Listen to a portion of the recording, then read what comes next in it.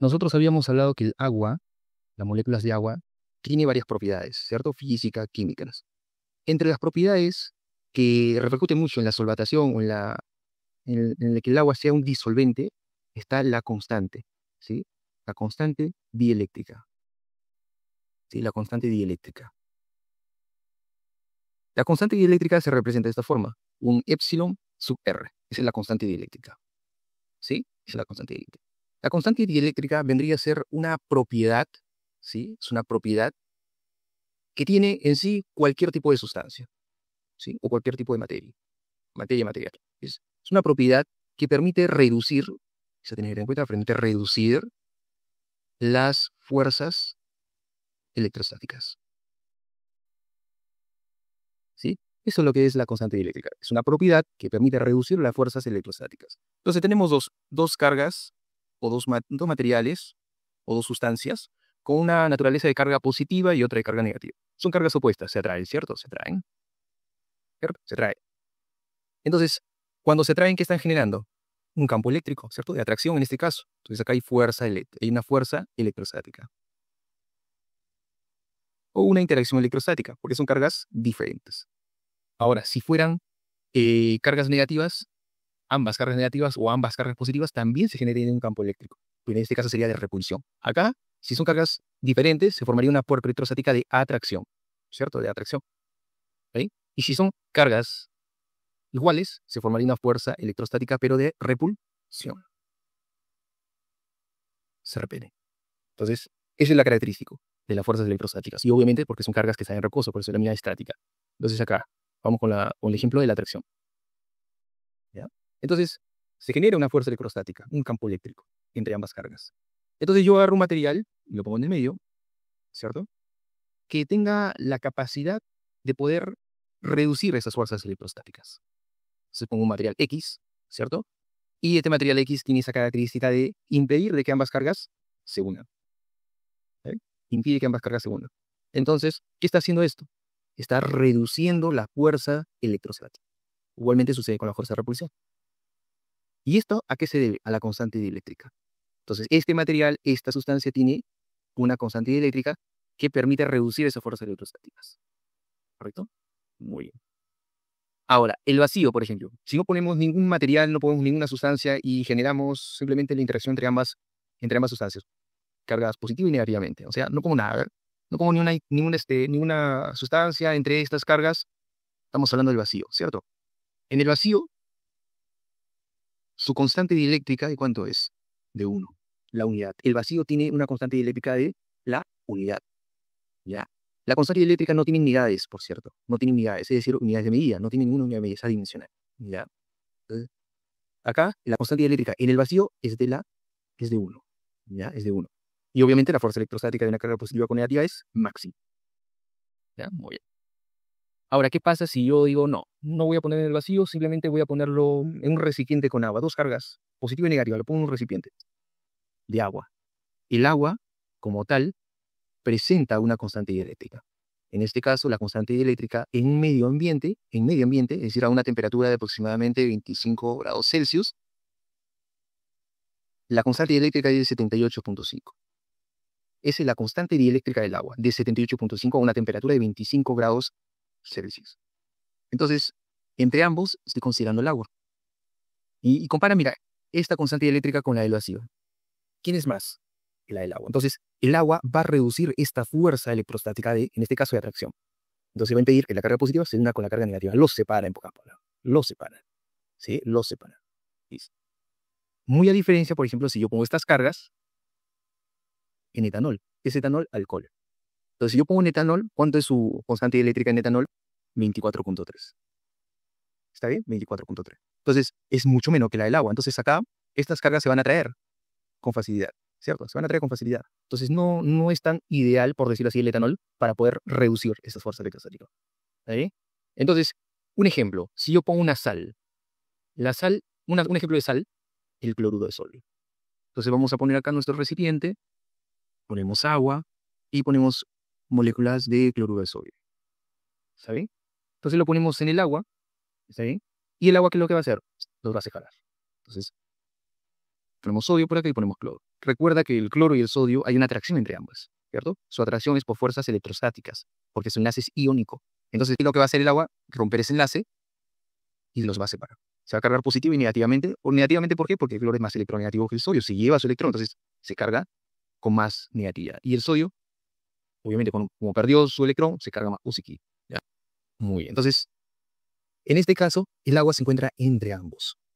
Entre ambos. Entonces, ha reducido esa fuerza electrostática del agua. ¿Está bien? Por ende, que al agua se le considera un buen disolvente. Un buen disolvente. ¿Ya? Es un buen disolvente. O sea, tiene una buena capacidad de solvatación. Así es como se le llama, solvatación. ¿Está bien? Entonces, eso es lo que quería mencionar, hacer, más que todo agregar, ¿sí? Con respecto a esta propiedad importante que es la constante dieléctrica. Acá solamente para brindarte un dato adicional, como te mencioné, el agua depende mucho de la temperatura, ¿cierto? Temperatura ambiente, su constante dieléctrica es de 78,5. ¿Está bien? Pero ¿qué pasa si nosotros queremos valorar la constante dieléctrica, por ejemplo, del plasma sanguíneo? Porque nuestro plasma sanguíneo está compuesto el 90% de agua, ¿cierto? Entonces, ¿qué pasa con la constante dieléctrica de nuestra sangre? ¿Está bien? ¿Qué pasa con la constante dieléctrica de nuestra sangre? Que está a una temperatura no de 25, sino está a una temperatura de 37 aproximadamente. Entonces, ¿de cuánto es su constante dieléctrica? Aproximadamente en la sangre, a una temperatura normal, entre 37, 36,5, 37, su constante dieléctrica de la sangre es de aproximadamente 74, 74,3. ¿Bien? Bien. Ahora, ¿qué pasa si, por ejemplo, en un paciente con fiebre, o sea, un paciente con, pongámosle 39, de cuánto es su constante dieléctrica? ¿Aumentará o disminuirá? Si te das cuenta, acá a una temperatura de 25 se presentó con 78,5. Y mira, aumentó la temperatura. ¿Qué pasó con la constante dieléctrica? Disminuyó.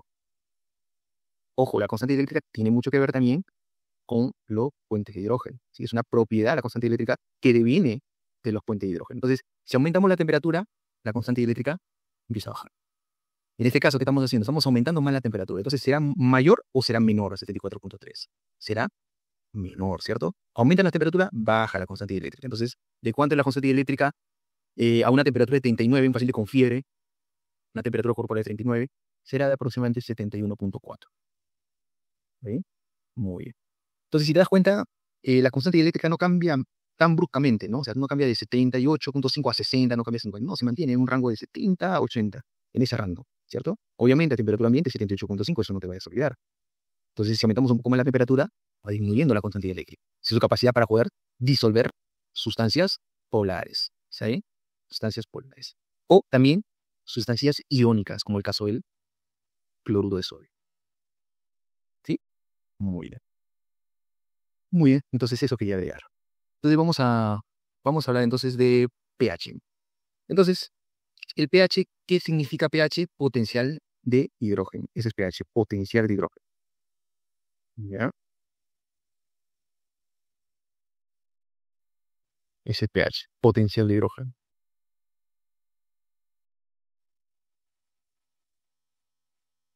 Entonces, ese es pH, potencial de hidrógeno. ¿Sí? pH, potencial de hidrógeno. Su representación siempre es de esa forma. P minúscula, H mayúscula. ¿Sí? Esa es su representación original. Es el potencial de hidrógeno.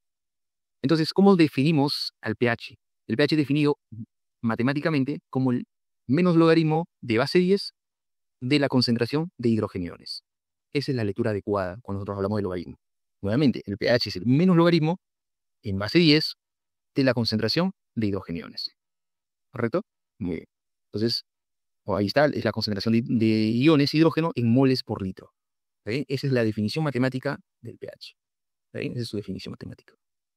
Ahora, si te das cuenta, ¿el pH de qué está dependiendo? Vamos por partes. ¿El pH qué es en sí? El pH es una escala. ¿Sí? Es una escala. ¿Qué tipo de escala? Es una escala logarítmica. Ese es el pH, es una escala logarítmica. ¿Correcto? Es una escala logarítmica. Ahora, ¿es una escala logarítmica absoluta o es una escala logarítmica relativa? Es relativa. ¿Ya? Es relativa. ¿Por qué consideramos que es relativa? Porque en sí, si el pH es de 0, si el pH es de 0, no te está indicando que haya ausencia de un valor. En este caso, ausencia de hidrogeniones, no. Porque existe pHs que pueden ser negativos, -1, -2. ¿Está bien? Entonces, no es ausencia de medida de pH igual a 0, por ende, se considera que es relativa. Si fuera absoluto, existe el ser absoluto. ¿cierto? Entonces, en este caso, es relativo. Entonces, ese es punto número 1. Punto número 2 es porque depende de otras sustancias. ¿Ya? Entonces, vamos a ponerlo bonito por acá, mira. Vamos a ponerlo por acá. Es agua.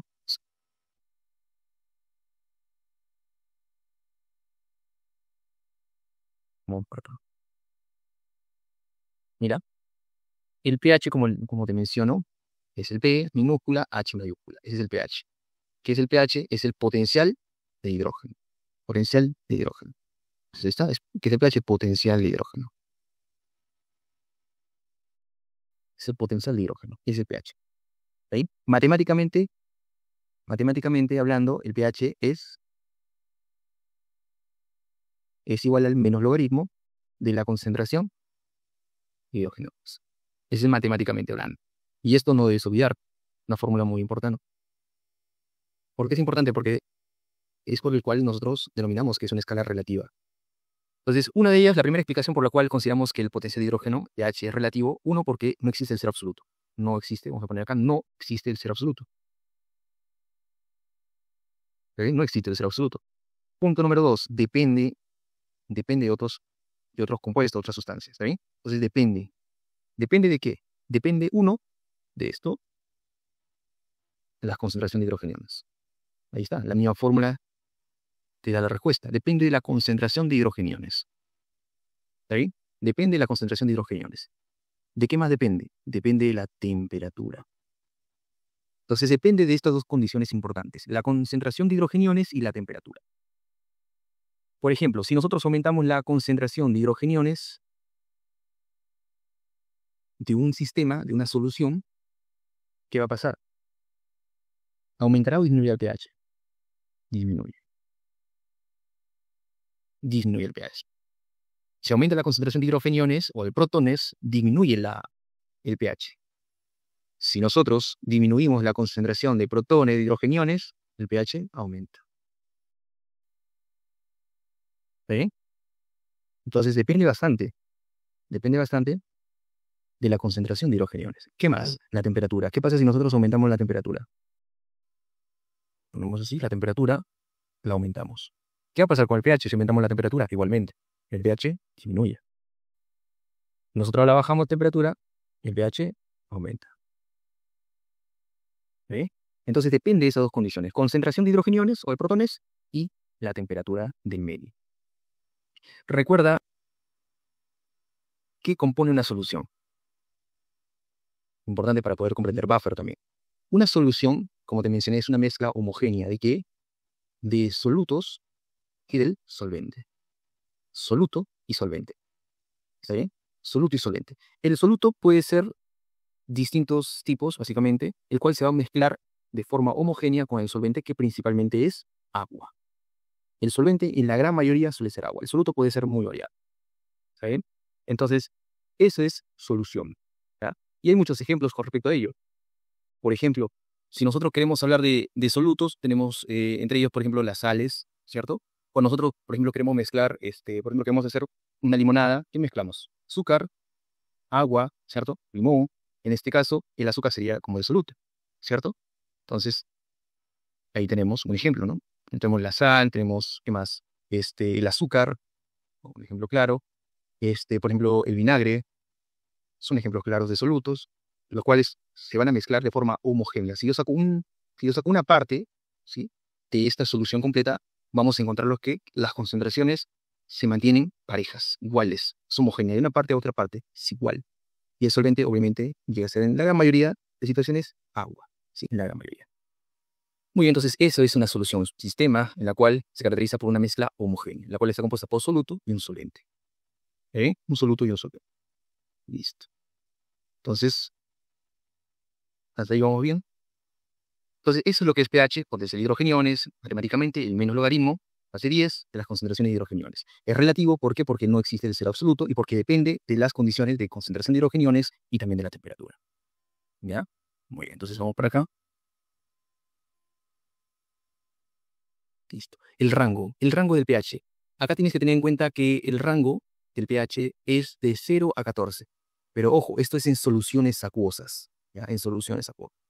La gran mayoría de soluciones suele ser acuosas, ¿ya? Entonces, el rango del pH suele parametrarse entre 0 y 14. ¿Está bien? La sangre, por ejemplo, va también entre ese rango, 0 a 14. ¿Está bien? Muy bien. O sea, juega también con ese rango. ¿Ya? Muy bien. Porque es una solución acuosa. Listo. Entonces, acá tenemos, por ejemplo, ¿qué pasa si el pH es menor de 7? Se le considera una solución ácida. Ahí está el término solución ácida. ¿Está bien? ¿Por qué ácida? Por la concentración de protones. En este caso está muy elevado. ¿Está bien? Entonces, por ende que el pH es más ácido. Ahora, si el pH es mayor a 7, la solución es básica o alcalina, porque la concentración está baja, ¿no? O hay menor concentración de hidrogeniones. Y un pH igual a 7 cuando es neutro, es decir, hay una concentración de hidrogeniones y una concentración de hidroxilo u oxidrilo en cantidades iguales. Muy bien. Ahora, ¿qué pasa si nosotros cambiamos de sistema? Por ejemplo, hablamos de la sangre. En la sangre, ¿qué pasa si el pH es menor de 7? ¿Y qué pasa si el pH es mayor de 7 en la sangre? ¿Qué pasa si el pH es menor de 7 en la sangre? ¿Cómo lo denominamos? Lo denominamos acidosis, lo denominamos acidemia, lo denominamos que la solución es ácida. Cuando el pH es menor de 7 es porque hay altas concentraciones de protones. ¿Está bien? Pero como estamos en sangre, se le denomina acidemia. ¿Sí? Acidemia. Ese es punto clave importante. Y si el pH es mayor a 7, se le llama una alcalemia. ¿Ya? Una alcalemia. ¿Está bien? Muy bien. Pero usualmente en la sangre vamos a encontrar un pH, en la sangre vamos a encontrar usualmente que el pH que se mantiene en la sangre oscila entre 7.35 y 7.45. ¿Está bien? Ese es su rango de pH que mantiene la sangre. ¿Está bien? Ese es su rango, de 7.35 a 7.45. ¿Está bien? Ese es su rango. Y si te das cuenta, es ligeramente alcalino el pH, ¿cierto? Muy bien. Ahora, ¿qué pasa si el pH es menor de 7.35? Se le denomina acidemia. Y si es mayor de 7.45 se le denomina una alcalemia. ¿Está bien? Entonces, ¿cuál de los dos es más preciso? ¿Sí? Porque estamos jugando acá con los pHs, con el rango de pH de la sangre. De 7.35 a 7.45. Si es menor a 7.35, acidemia. Si es mayor de 7.45, alcalemia. ¿Sí? Entonces, aquí que tienes que recordar el rango del pH de la sangre. 7.35 a 7.45. Ligeramente alcalino. Si está por debajo de 7.35, acidemia. Si está por encima de 7.45, alcalemia. ¿Sí? Muy bien. Entonces, eso hay que recordar porque es importante cuando ustedes vean gasometría, por ejemplo. Y es muy común. Inclusive, pregunta de rotación de medicina interna. Le dice al interno, le dicen, ¿qué pasa si el pH está por debajo de 7.35? ¿Qué es? Y el interno dice, es acidosis. Y incluso dice, es acidosis metabólica, dice. Y el asistente dice, ¿qué? ¿Cómo? Entonces, cuando te digan una cosa, te digan que el pH de la sangre es de 7.35, o sea, menor a 7.35, la respuesta es una acidemia, quemia sangre. ¿Sí? Entonces, en la sangre hay altas concentraciones de iones hidrógeno. Ese es otro punto importante. En un medio acuoso, el hidrógeno no lo encontramos en forma de protón o en forma de hidrogenión. Siempre lo encontramos en forma de ion hidronio. ¿Está bien? Es poco probable que se encuentre de esta forma. Siempre lo encontramos de ion hidronio. ¿Ya? Entonces, en la sangre hay altas concentraciones de protones, ¿sí? De iones hidronio, para que pueda ser más entendido. Iones hidronio, que es la concentración, ¿sí? La concentración de protones. Entonces, hay altas concentraciones de protones, de iones hidronio, lo cual hace que se acidifique el pH de la sangre, o sea, sea más, más ácido, esté por debajo de 7.35. ¿Está bien? Si está por debajo de 7.35, acidemia. Si está por encima del otro límite superior, y del otro límite, que es el límite superior, 7.45, si está por encima de ello, se le considera alcalemia. Emia, nunca te olvides, si te hablan de sangre, emia. Si te hablan de un medio, por ejemplo, tal vez de un sistema, pues, de cualquier sistema, ya en un ámbito laboratorial, ahí sí, ¿no? Es ácido, es una solución ácida, es una solución básica. ¿Está bien? Si te hablan de la sangre, ya sabes, acidemia o alcalemia. O simplemente se mantiene en sus valores normales el pH en la sangre. 7.35 a 7.45. Muy bien. Entonces pasamos por acá. Los ácidos y bases. Y es lo que habíamos mencionado al inicio. ¿Qué es un ácido? ¿Qué es una base? Un ácido es un donante de protones. Voy a mencionar el ejemplo. el amigo con A de ácido, es el que dona, es el que da. ¿Está bien? En este caso, dona protones. Ojo con eso, protones, no electrones. ¿Está bien? Dona protones. Los ácidos donan protones y las bases aceptan protones. ¿Está bien? Entonces es una forma para poder recordar. Los ácidos donan protones y las bases aceptan protones. ¿Está bien? Muy bien. Cuando nosotros hablamos de ácidos y bases y lo definimos, ¿no? Eso que son, los ácidos son sustancias que donan protones y que las bases son sustancias que aceptan protones. Siempre nosotros lo mencionamos así, de esa forma, a secas. Pero hay que tener en cuenta que esto se da en medios acuosos. ¿Sí? En medios acuosos. Es decir, que el solvente sea agua. ¿Está bien? Muy bien. Que el solvente sea agua. Y esto responde mucho a una de las teorías que en química se estudia, que es la teoría de Bronsted. Es la teoría de Bronsted y Lowry. La teoría de Bronsted y Lowry. Entonces, la teoría del Bronsted y Lowry dice que en un medio acuoso, ¿está bien? Hay sustancias que donan protones, denominadas ácidos. Y hay sustancias que aceptan protones, denominadas bases. ¿Está bien? Listo. En medio acuoso. Esto no te olvides. En medios acuosos existen ácidos y bases. Medidas de disociación. Medidas de disociación. Ya. Las medidas de disociación, ¿sí? Son medidas que permiten valorar qué tan fuerte es un ácido, qué tan fuerte es una base. ¿Sí? Son medidas de fortaleza, de fuerza. Qué tan fuerte es un ácido o qué tan débil es un ácido. ¿Cuándo denominamos que un ácido o una base es fuerte? Por su medida de disociación. Y existen dos medidas importantes. Existen dos medidas importantes. Vamos a verlo acá. A ver, vamos. A ver, ahí. Hay dos medidas importantes. Hay dos medidas importantes. ¿Ya? Entonces, acá ya entramos a hablar de los ácidos y de las bases. ¿Sí? Ácidos y bases. Entonces, cuando nosotros hablamos de los ácidos y la base y queremos ver las medidas de disociación, vemos lo siguiente. Vamos a poner acá medidas de disociación.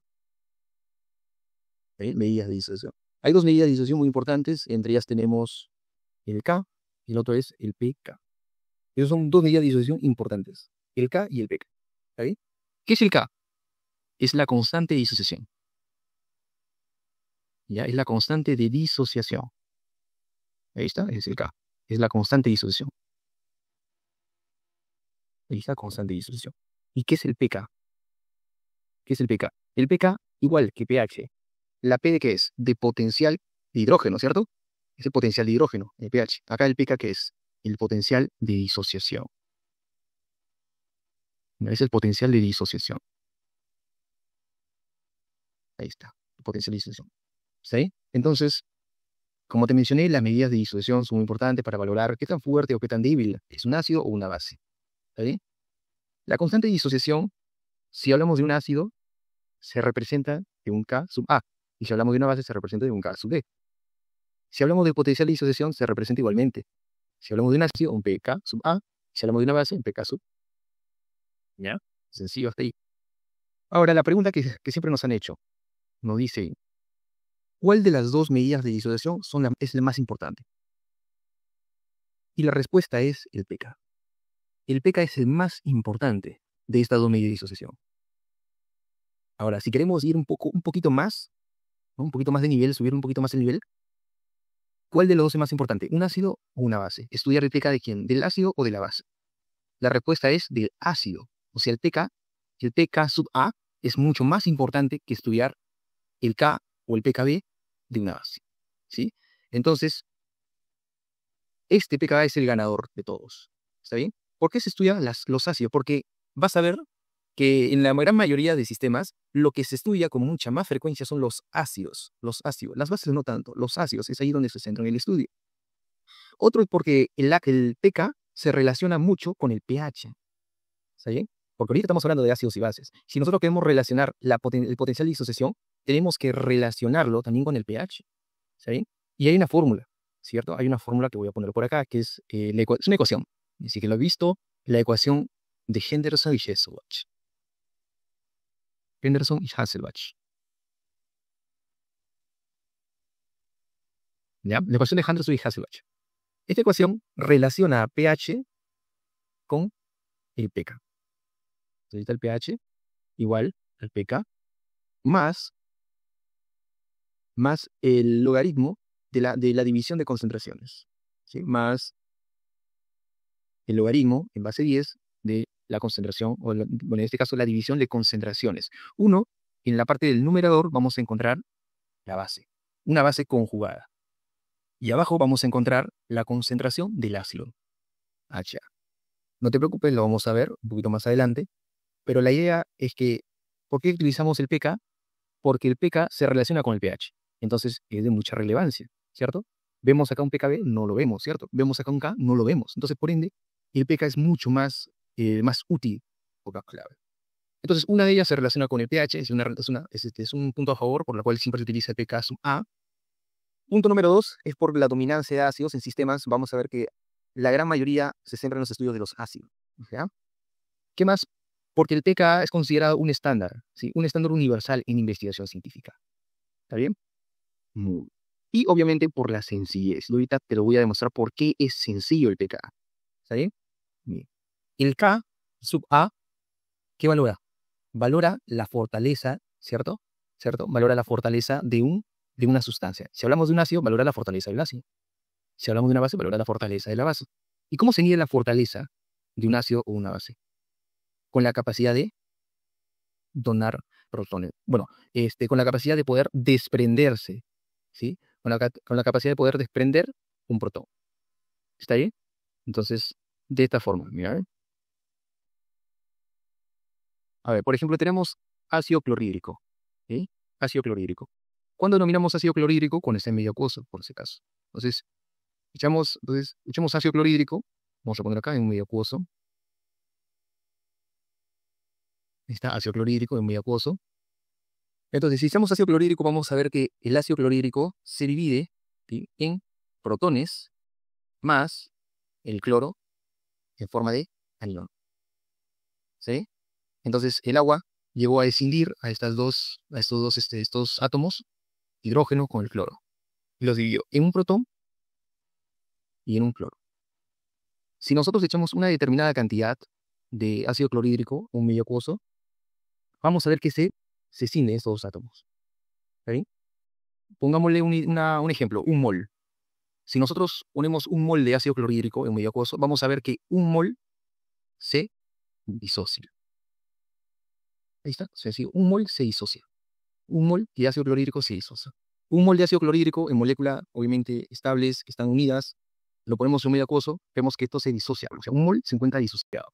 Entonces, si te das cuenta, es una disociación completa, porque un mol, ¿cierto? Un mol de sustrato se ha llevado a cabo, se ha llevado a un medio acuoso y un mol se ha disociado. O sea, todo el mol de ácido clorhídrico se ha disociado por completo. Entonces, se habla de una disociación completa. Y si la disociación es completa, ¿está bien? Si la disociación es completa, a este ácido, ¿sí?, a este ácido se le considera un ácido fuerte. ¿Sí? Un ácido fuerte. Entonces, en pocas palabras, ¿a qué denominamos ácido fuerte? Denominamos ácido fuerte a toda sustancia, ¿sí? Toda sustancia que se disocia por completo. Por completo. ¿Sí? A toda sustancia que se disocia por completo. Ese es un ácido fuerte. Toda sustancia que se disocia por completo es un ácido fuerte. ¿Está bien? Listo. ¿Y a qué denominamos un ácido débil? Es lo opuesto. Es toda sustancia que se disocia, pero se disocia parcialmente. ¿Ahí? Se disocia parcialmente. Entonces, a eso nosotros denominamos un ácido débil. Entonces, ¿dónde nos estamos centrando? En la disociación. Para denominar si es un ácido fuerte, es una... Si se disocia por completo el ácido, como es en este caso, ¿cierto? La misma cantidad, la misma concentración que se echó, se ha disociado toda esa cantidad, denominamos ácido fuerte. Y ácido débil, si se disocia parcialmente. Es decir, que si yo pongo un mol de un cierto ácido, obviamente, un cierto ácido, vamos a ver que solamente se ha disociado 0.9. ¿Se disoció por completo? No, solamente una parte, parcialmente, no total, parcialmente. Eso es un ácido débil. ¿Está bien? Entonces es un ejemplo de ácido fuerte y ácido débil. Ahora, aprovechando también esta imagen, vamos a hablar de los ácidos y de las bases conjugadas. Acá lo que tenemos es un ejemplo de un ácido, el ácido clorhídrico. Obviamente en medio acuoso hemos visto que se ha separado, ¿no? El hidrógeno con el cloro, ¿cierto? Se han separado. A este hidrógeno que tenemos por aquí, lo vamos a denominar, protón, ¿cierto? ¿Ya? Es un protón, ¿cierto? Es un protón. Y este cloro que vamos por aquí, lo vamos a denominar una base conjugada. ¿Sí? Una base conjugada. Entonces, cuando pierde un hidrógeno, se le denomina una base conjugada. O sea, de este ácido, en medio acuoso, pierde un hidrógeno, se forma una base conjugada. Entonces, todo ácido en medio acuoso forma una base conjugada. Eso es algo importante que tengas en cuenta. Esa es teoría. Todo ácido en medio acuoso forma su base conjugada. ¿Está bien? Todo ácido forma su base conjugada. En este caso, el cloro, con una carga negativa, vendría a ser su base conjugada. ¿Está bien? Entonces, vamos por acá. Ya, vamos por acá. Entonces, ¿cómo yo formo una base conjugada? Vamos a representarlo así. Tenemos un ácido, así es como se representa un ácido. HA es un ácido. Si grande botón es un ácido. ¿Está bien? En medio acuoso, se llama agua. ¿Qué me va a formar? Un botón más un A, una carga negativa. ¿Sí? Muy bien. Entonces, este es el protón. Obviamente es un estado que muy pocas veces se va a ver. Solamente se une con el agua para formarme el ion hidronio. Y por acá tenemos a la sal conjugada. Sal conjugada. ¿Listo? Entonces, todo ácido en medio acuoso me forma una base conjugada. Una base conjugada. ¿Okay? Todo ácido en medio acuoso me forma una base conjugada. Todo ácido, sea fuerte, sea débil, me bota una base conjugada. ¿Está bien? Una base conjugada. Muy bien. Entonces, a eso quería llegar, en cortas palabras. Y ya, muy bien. Entonces, por aquí vamos a ver lo siguiente. ¿Para qué es importante la constante de disociación? Vamos a ver acá. Eso lo mantenemos.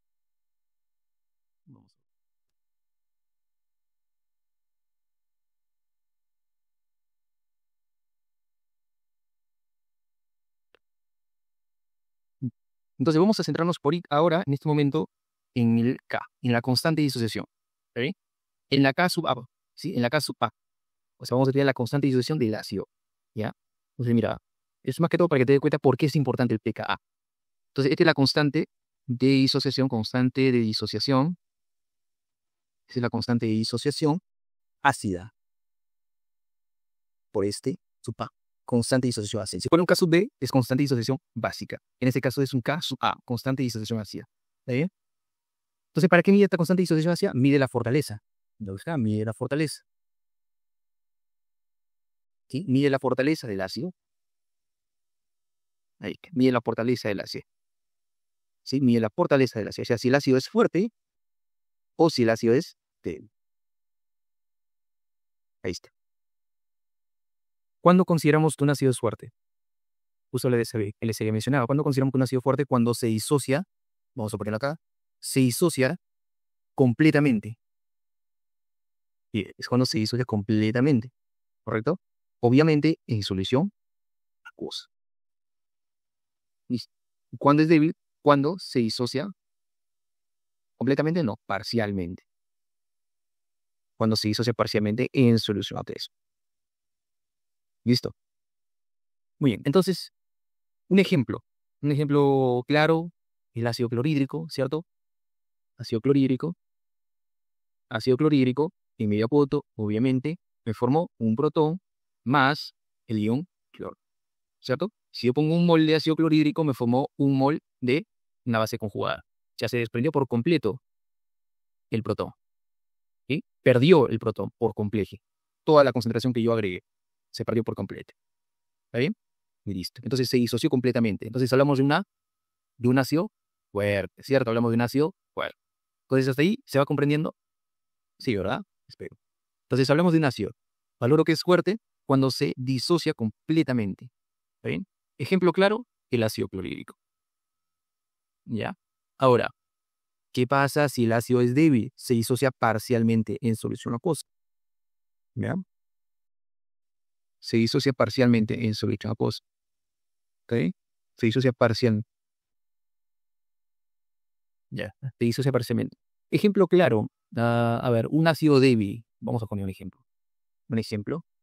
de ácido débil, a ver, por ejemplo, un mol, nosotros pongo como concentración un mol, este, y una sustancia como por ejemplo el ácido acético, ¿cierto? El ácido acético. El ácido acético, su representación es de CH3COOH, ¿cierto? ¿Cuál es el grupo funcional acá? El COH, ¿no? Carboxil, ¿cierto? Es el grupo funcional. Entonces ya, pongo un mol de ácido acético en un medio acuoso, ahí está, agua. Este va a formar un CH3 en un estado ionizado. Ahí está, perdió su hidrógeno, ¿cierto? Listo, agregamos por acá al hidrógeno que se desprende. Entonces ese es el resultado, ese es el producto de esta reacción. En este caso, ¿qué ha formado? Ha formado un ion. A este ion, si este es ácido acético, este ha formado un ion acetato. ¿Sí? Ion acetato. ¿Está ahí? Ese es un ion acetato. Y por acá tenemos al protón, ¿cierto? Al protón que ya lo conocemos. Entonces, a este ion acetato, ¿con qué otro nombre lo utilizamos? Tenemos un ácido medio acuoso, ¿cierto? Se disoció el hidrógeno. ¿Qué nos formó? Un ácido medio acuoso. ¿Qué me formó? Una base. Una base. En este caso es una base con Q, base con Q. No te olvides, nuevamente, si yo agrego un ácido a un medio acuoso, me va a formar sí o sí una base conjugada, sí o sí. Si yo meto un ácido a un medio acuoso, me va a formar una base conjugada. Nuevamente, meto un ácido a un medio acuoso, conforma mi base conjugada, sí o sí. ¿Está bien? El Ka lo que hace es valorar más que todo la fuerza, ¿sí? La fortaleza del ácido. Si se desprende, si se disocia completamente, el hidrógeno se disocia completamente o se disocia parcialmente. ¿Sí? Entonces, hablamos más que todo de concentraciones. Concentración disociada con una disociación parcial. ¿Sí? Una concentración disociada completamente con una concentración disociada parcialmente. Concentración. Entonces, acá, por ejemplo, agregamos un mol de ácido acético y por acá vamos a ver cuánto es la cantidad de ese mol que llegó a disociarse. Y vemos por acá, por el ejemplo, vemos que la cantidad que se llegó a disociar es de 0.042. ¿Ya? Entonces, acá tenemos un mol de ácido acético, mira cuánto se disoció. Solamente 0.042. ¿Está bien? Se disoció solamente esta cantidad. ¿Qué me quiere entender esto? Esto me quiere entender que una pequeñísima cantidad se llegó a disociar, ¿cierto? Y cuando yo me refiero a disociar es que llegó a perder hidrógenos. O sea, si lo hacemos un poco más entendible, si yo pongo, a ver, este morrito de ácido acético, lo pongo en un líquido, en agua, ¿cierto? Que tendría que tener la misma concentración, ¿cierto? Pero obviamente no lo vamos a encontrar de esta forma, sino mezclado, ¿cierto? Pero en este caso, solamente una pequeña cantidad es la que ha reaccionado. ¿Ok? Y la otra cantidad no pasó nada, no se reaccionó. Entonces, ese es un ejemplo para que se pueda comprender. Lo mismo, si yo pongo un mol de ácido acético en agua, veo que solamente reaccionó una pequeña parte de ese mol. ¿Ok? Una pequeña parte de ese mol. Entonces, ahí vamos a encontrar que va a haber moléculas de ácido acético en el producto. En el producto vamos a ver moléculas de ácido acético y una mínima, pequeñísima cantidad de ion acetato. Pequeñísima. Entonces, se ha disociado parcialmente. Entonces, si yo quiero calcular y decir ya cuánto de ácido acético está en el producto, diría que simplemente hallar la diferencia de un mol con 0.042, ¿cierto? Entonces, ahí yo encuentro la concentración de ácido acético que no se ha disociado, ¿sí? Pero no lleva al caso. Entonces, por eso quiero entender la fortaleza que tiene un ácido, ¿ya? Nuevamente, un ácido es fuerte cuando se disocia completamente de un mol a un mol disociado. ¿Está bien? Débil es cuando se disocia parcialmente. De un mol de ácido acético solamente se ha disociado 0.042, o sea, parcialmente se ha disociado. ¿Y qué se ha disociado? Simplemente un átomo de hidrógeno en una molécula principal. Se ha desprendido. Entonces, eso es con respecto al Ka. ¿Ya? Eso es con respecto al Ka. Ahora, el Ka utiliza unidades. ¿Ya? Las unidades que utiliza es el mol por litro, y este va a tener valores. Va a tener unos valores. Por ejemplo, cuando nosotros decimos que un ácido es fuerte, cuando decimos que un ácido es débil. ¿Sí? Un ácido fuerte, un ácido débil. Utilizamos en la gran mayoría de casos un parámetro que es la unidad.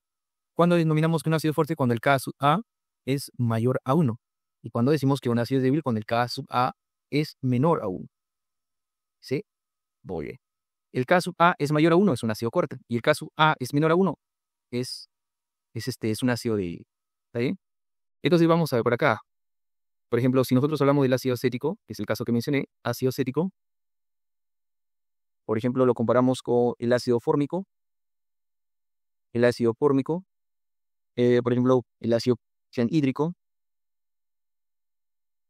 el ácido cianhídrico. O sea, son ejemplos de ácidos, ¿está bien?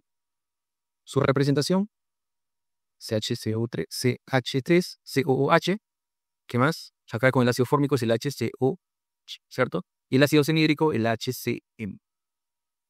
Bien. Entonces, estos ácidos van a tener su K, su A, su constante de disociación ácida. ¿Está bien? Entonces, hagamos un ejemplo, un breve ejercicio. El ácido acético tiene su K, su A de 1.8 por 10 a la menos 5. ¿Qué más? El K, su A del ácido fórmico es de 1.77 por 10 a la menos 4. ¿Está bien? Y el ácido cianhídrico es de 6.2 por 10 a la menos 10. Esto solamente es para que se pueda comprender que es una constante de disociación ácida, un poco utilizamos el pK en vez de K. No, no es necesario que aprendan eso. ¿Está? No es necesario que se sepan de memoria estos valores. Inclusive ni yo me los sé de memoria. Entonces, esos son los valores: el ácido acético, el ácido fórmico y el ácido cianhídrico. Ahora, el ejercicio va en la siguiente forma. Yo quisiera saber cuál de los dos es un ácido, cuál de todas estas tres es un ácido fuerte y cuál de ellas es un ácido débil. Entonces, un ácido fuerte es cuando tiene un K sub A mayor a 1. Entonces, yo quiero valorar quién es fuerte y quién es débil. Entonces, comparamos.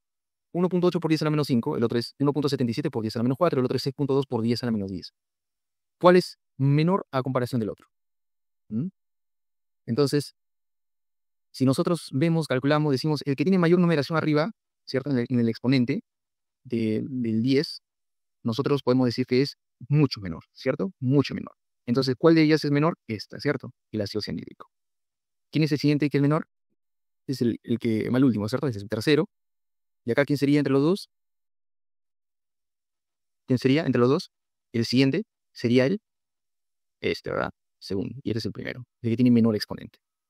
Entonces, con esto yo digo que el ácido acético, así va de esta forma, el ácido acético es más fuerte, entre comillas, es más fuerte, perdón, el ácido fórmico es más fuerte, entre comillas, que ¿quién? Que el ácido acético, que está con el número 2, y que el ácido cianhídrico, que está con el número 3. Se me hizo un poco complicado, ¿verdad? Para poder ver cuál de ellas es más fuerte, ¿no? En comparación, comparándolas cada una de ellas. Entonces, por ende, que las personas, los laboratoristas, los que estudian básicamente la composición química de las sustancias de ácido, dicen, se me ha hecho más difícil poder comparar que un ácido sea fuerte a comparación del otro, ¿cierto? Entonces, vamos a llevar a estas constantes, lo vamos a llevar al logaritmo para que simplemente me den números decimales, pero que sean más llevaderos, mucho más fáciles de poder comparar. Es por eso que a estas concentraciones, que si te das cuenta son ínfimas, son muy pequeñas, las llevan al logaritmo. Entonces lo pasan al logaritmo. Entonces, si lo pasan al logaritmo, sería más sencillo, ¿cierto? Más sencillo. Entonces, es por ende que se llevó a cabo lo siguiente. Todas estas constantes de disociación se lo llevaron al logaritmo. Es decir, hallaron el logaritmo de K sub A. ¿Está bien? El logaritmo de K sub A. Y a esto es el denominado P sub K. O sea, por mayor facilidad, por mayor sencillez. Entonces, utilizamos el pK, que es el potencial de disociación, por sencillez, porque está relacionada con el pH, ¿está bien?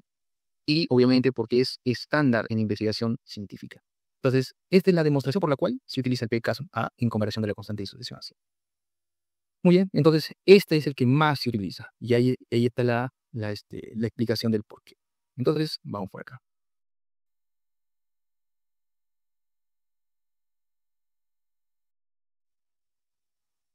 Listo. Entonces, ¿qué son ácidos o bases? Según la medida de disociación, es fuerte cuando la disociación es completa, obviamente en medio acuoso. Es débil cuando la disociación es parcial. ¿Está bien? Cuando la disociación es parcial se le considera débil. ¿Ya? Ahora, aquí están las medidas de disociación. El K sub A. El K sub A se define como la constante de disociación ácida, que mide la fuerza de un ácido, si es fuerte o si es débil. ¿Está bien? Un ejemplo, el ácido láctico. Este K sub A que estamos viendo es del ácido láctico, es decir, es la fortaleza que tiene ese ácido para poder disociarse. Ahora yo puedo decir, ¿es débil o es fuerte? Es débil o es fuerte. Si es menor de la unidad, es fuerte. Y si es mayor de la unidad, es débil. En este caso, ¿qué sería? En este caso, ¿qué sería? Menor, ¿cierto? Entonces sería débil. ¿Cierto? Sería débil. ¿Ya? Muy bien. Entonces, por acá, el pK. El pK. El pK es el potencial de disociación ácida. Ese es el pK, es su definición. Matemáticamente es el menos logaritmo en base 10 de la constante de disociación ácida. Esa es la definición del pK sub A, que es el menos logaritmo de la constante de disociación ácida. Bueno, perdón, el menos logaritmo en base 10 de la constante de disociación ácida. Ese es el pK. ¿Qué indica el pK sub A? Indica la tendencia de un ácido a disociarse. Eso es lo que indica el pK sub A. La tendencia de un ácido a disociarse. Cuando el pK sub A es mayor, ¿sí? Cuando el pK sub A es mayor, se le considera que es débil, ¿sí? Acá simplemente se utiliza como punto de corte por conveniencia el 0. Si el pK sub A es menor de 0, es fuerte. Y si el pK es mayor de 0, se le considera débil. ¿Está bien? Si el pK es menor de 0, fuerte. Si es pK mayor de 0, débil. ¿Está bien? Bien. En este caso, por ejemplo, ¿cuál es el logaritmo, el menos logaritmo en base 10 de la constante de disociación ácida del ácido láctico que estamos viendo por acá? En este caso, el pK sub A es de 3.86. Si te das cuenta, es mucho más sencillo. Invito a que saquen el logaritmo de 1.38 por 10 a la menos 4, te va a dar como resultado 3.86. Ahora, con el 3.86, yo puedo decir si es débil o si es fuerte. Se me hace más sencillo. No como esta representación de 1.38 por 10 a la menos 4, yo poder decir si es fuerte o si es débil. Se me hace complicado, ¿cierto? Entonces, con eso yo puedo decir si es fuerte o si es débil, simplemente con esa numeración, nada más, sin necesidad de utilizar exponentes elevados al negativo de tal número. Entonces, se me hace más sencillo con esto. Entonces, por sencillez, se utiliza el pK sub. ¿Ahí? Muy bien. Entonces, en este caso, si el pK es mayor de 0, es débil. Ahí está. Si es mayor de 0, es débil. Y si es menor de 0, es fuerte.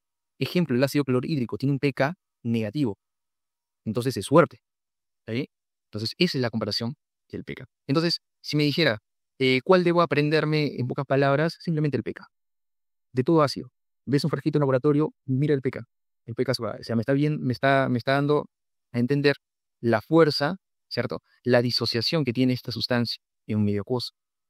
Si es fuerte o si es débil. Si se disocia por completo o se disocia parcialmente.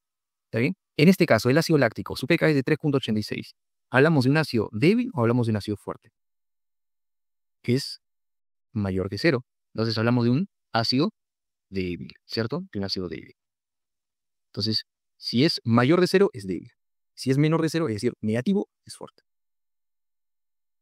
Entonces, las ácidos y bases conjugadas, lo que había mencionado en el ejemplo que di hace un momento, el ácido conjugado y tenemos las bases conjugadas. ¿Cómo se forma un ácido conjugado? Aquí denominamos un ácido conjugado en primer lugar. Es cuando una base gana un protón. Ese es un ácido conjugado. Es cuando una base gana un protón. Ejemplo, ahí está, tenemos la base representada con una B, ¿cierto? Hacemos que comparta con un hidrógeno, ¿cierto? Compartimos el hidrógeno y un hidrógeno a la base y me forma la unión base con hidrógeno. Es decir, me forma un ácido, ¿cierto? Un ácido. Listo. Entonces, ese es un ácido, ¿sí? Un ácido, en este caso, conjugado. Es un ácido conjugado. Sí, es un ácido conjugado. Ejemplo, por ejemplo, acá tenemos el amoníaco. Le unimos un protón, me forma un ion amonio. Este sería el ácido conjugado. Y este que está por acá sería la base. ¿Cierto? La base. Muy bien. Vamos por acá con base conjugada. Una base conjugada es cuando un ácido pierde un protón. ¿Sí? Un ácido que pierde un protón me forma una base conjugada. ¿Sí? Ejemplo, tenemos acá el ácido en medio acuoso, me formó un anión me formó un anión del elemento que estamos valorando, del ácido inicial, y por acá le formó el protón. ¿Cierto? Este que está por acá se le denomina base conjugada. Entonces, tenemos un sistema para poder ampliar un poquito más. Tenemos un sistema con medio acuoso. Yo añado un ácido. Al unirse con el agua, me va a formar una base conjugada. Siempre, en medio acuoso, me forma una base conjugada. Un ácido, añado un medio acuoso, base conjugada. Siempre, siempre, siempre, siempre. Ahora, ¿qué pasa si yo cambio? Pongo una base. ¿El medio acuoso que me va a formar? ¿Será una base? No, me va a formar un ácido conjugado. Así nomás, juego de palabras. Entonces, nuevamente, pongo un ácido y formo una base conjugada. Cambio con una base, ¿me formará una base? No, sino un ácido conjugado. Sí, de esa forma. Obviamente en medio acuoso. Entonces, de esa forma. ¿Sí? Entonces, el ácido conjugado se forma cuando la base gana un protón. ¿Sí? Y el ácido se forma, el ácido, bueno, la base conjugada se forma cuando el ácido pierde un protón. ¿Sí? Muy bien. Un ejemplo, a ver, un ejemplo cotidiano. A ver. Cuando tu amigo, por ejemplo, cuando a tu amigo se le desprende tal vez, o se pierde algún accesorio, ¿sí? Tu amigo que es ácido, que dona, pierde un protón, se convierte en una base. Pierde, perdón, un accesorio o algo, se convierte en una base. ¿Cierto? Y por aquí, cuando una base, el que suele acepta ese protón, acepta ese accesorio, ¿cierto? Se convierte en un ácido conjugado. Básicamente un juego de palabras, nada más, es un juego de palabras. Y eso es importante para poder comprender BAF. ¿Ya? Entonces, agrego base a un medio acuoso, ¿sí? Base a un medio acuoso, se convierte en un ácido conjugado. Y si yo agrego un ácido a un medio acuoso, se convierte en una base conjugada. Así de esa forma. Bien. Y ahí está. Un ejemplo de un ejemplo para poder hallar una base conjugada, por ejemplo, el ácido clorhídrico en medio acuoso me forma la base conjugada, en este caso que es el ion cloro, más un protón. ¿Está bien?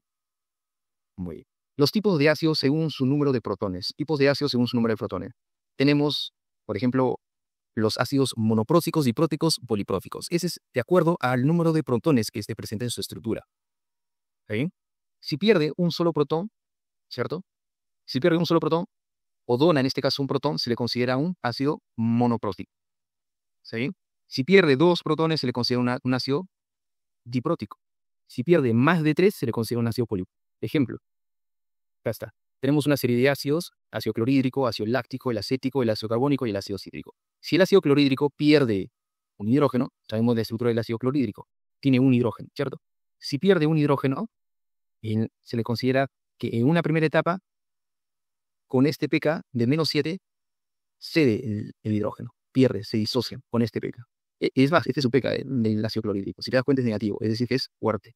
O sea, para poder desplazar ese hidrógeno de su estructura completa, necesitamos, bueno, para poder desplazar al hidrógeno de su estructura, ¿sí? Su número, su valoración es de -7, o sea, ese es su pK más que todo, ¿sí? No hay que pensar que el pK, ¿sí?, es igual al pH por si acaso, no es igual, ¿sí? No es igual. Para que sea igual, ya lo vamos a ver más adelante, tiene que existir concentraciones diferentes, ¿sí? Pero eso es otro rollo. En este caso, el pK, o sea, si ves estos valores, no vayas a pensar que son pHs, por si acaso, no son pHs, ¿está bien? Estos son números, son valoraciones que se le da a un ácido para poder determinar solamente si es débil o si es fuerte, nada más, son numeraciones.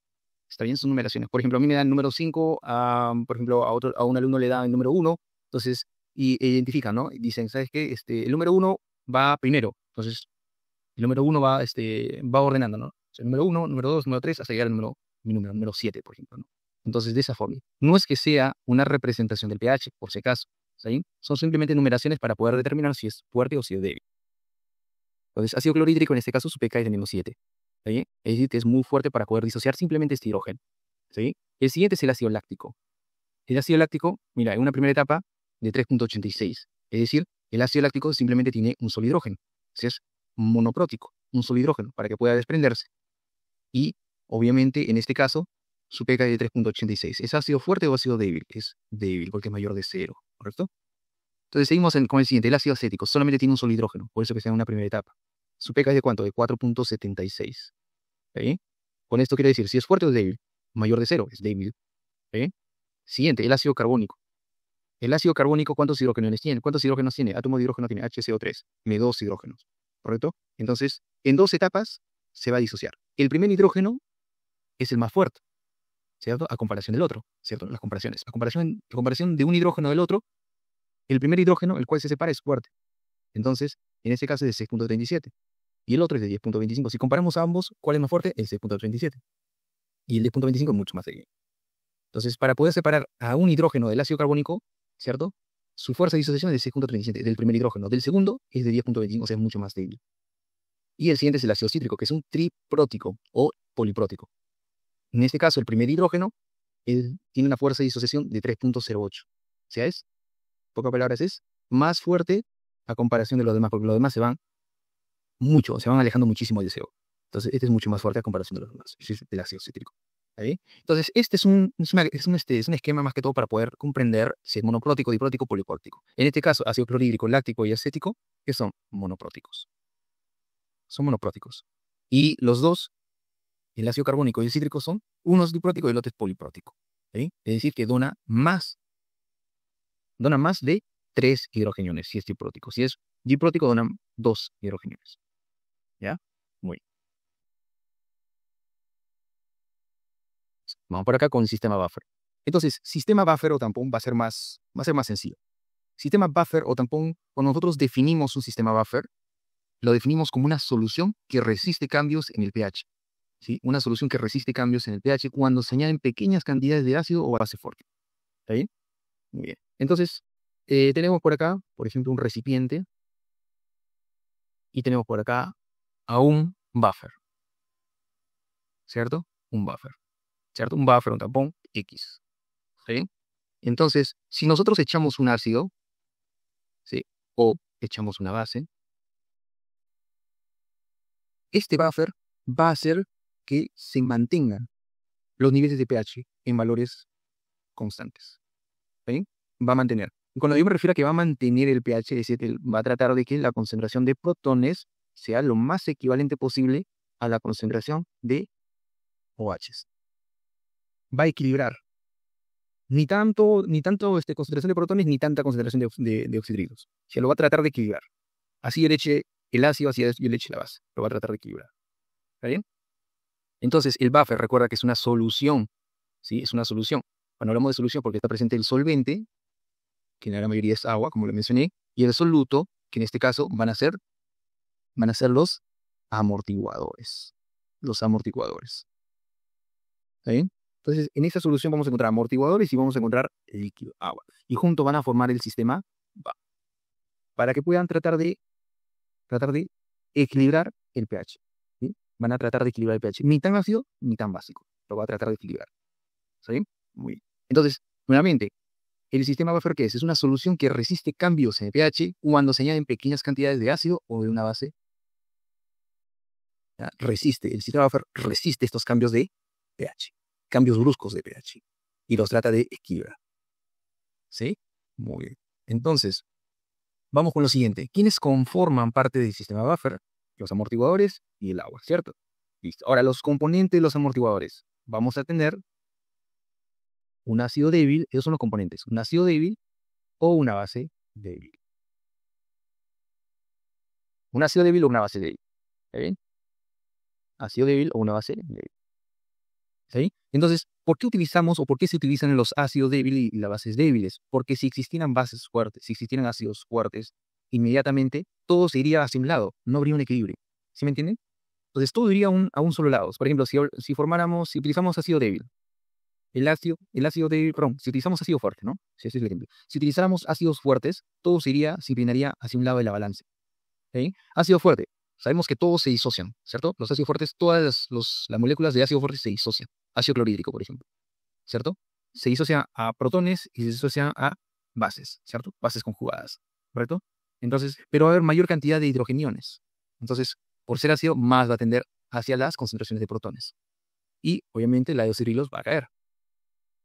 Y si añadimos una base fuerte, o sea, si nosotros tenemos en el sistema una base fuerte, todo se iría para la base, para el oxidrilo, todo se iría para este lado. Y para el otro lado, pues no habría. Entonces, habría más inclinación para un lado de la balanza en comparación con otro. ¿Ya? Eso es cuando hay ácidos o bases fuertes. Esos no forman parte del sistema buffer.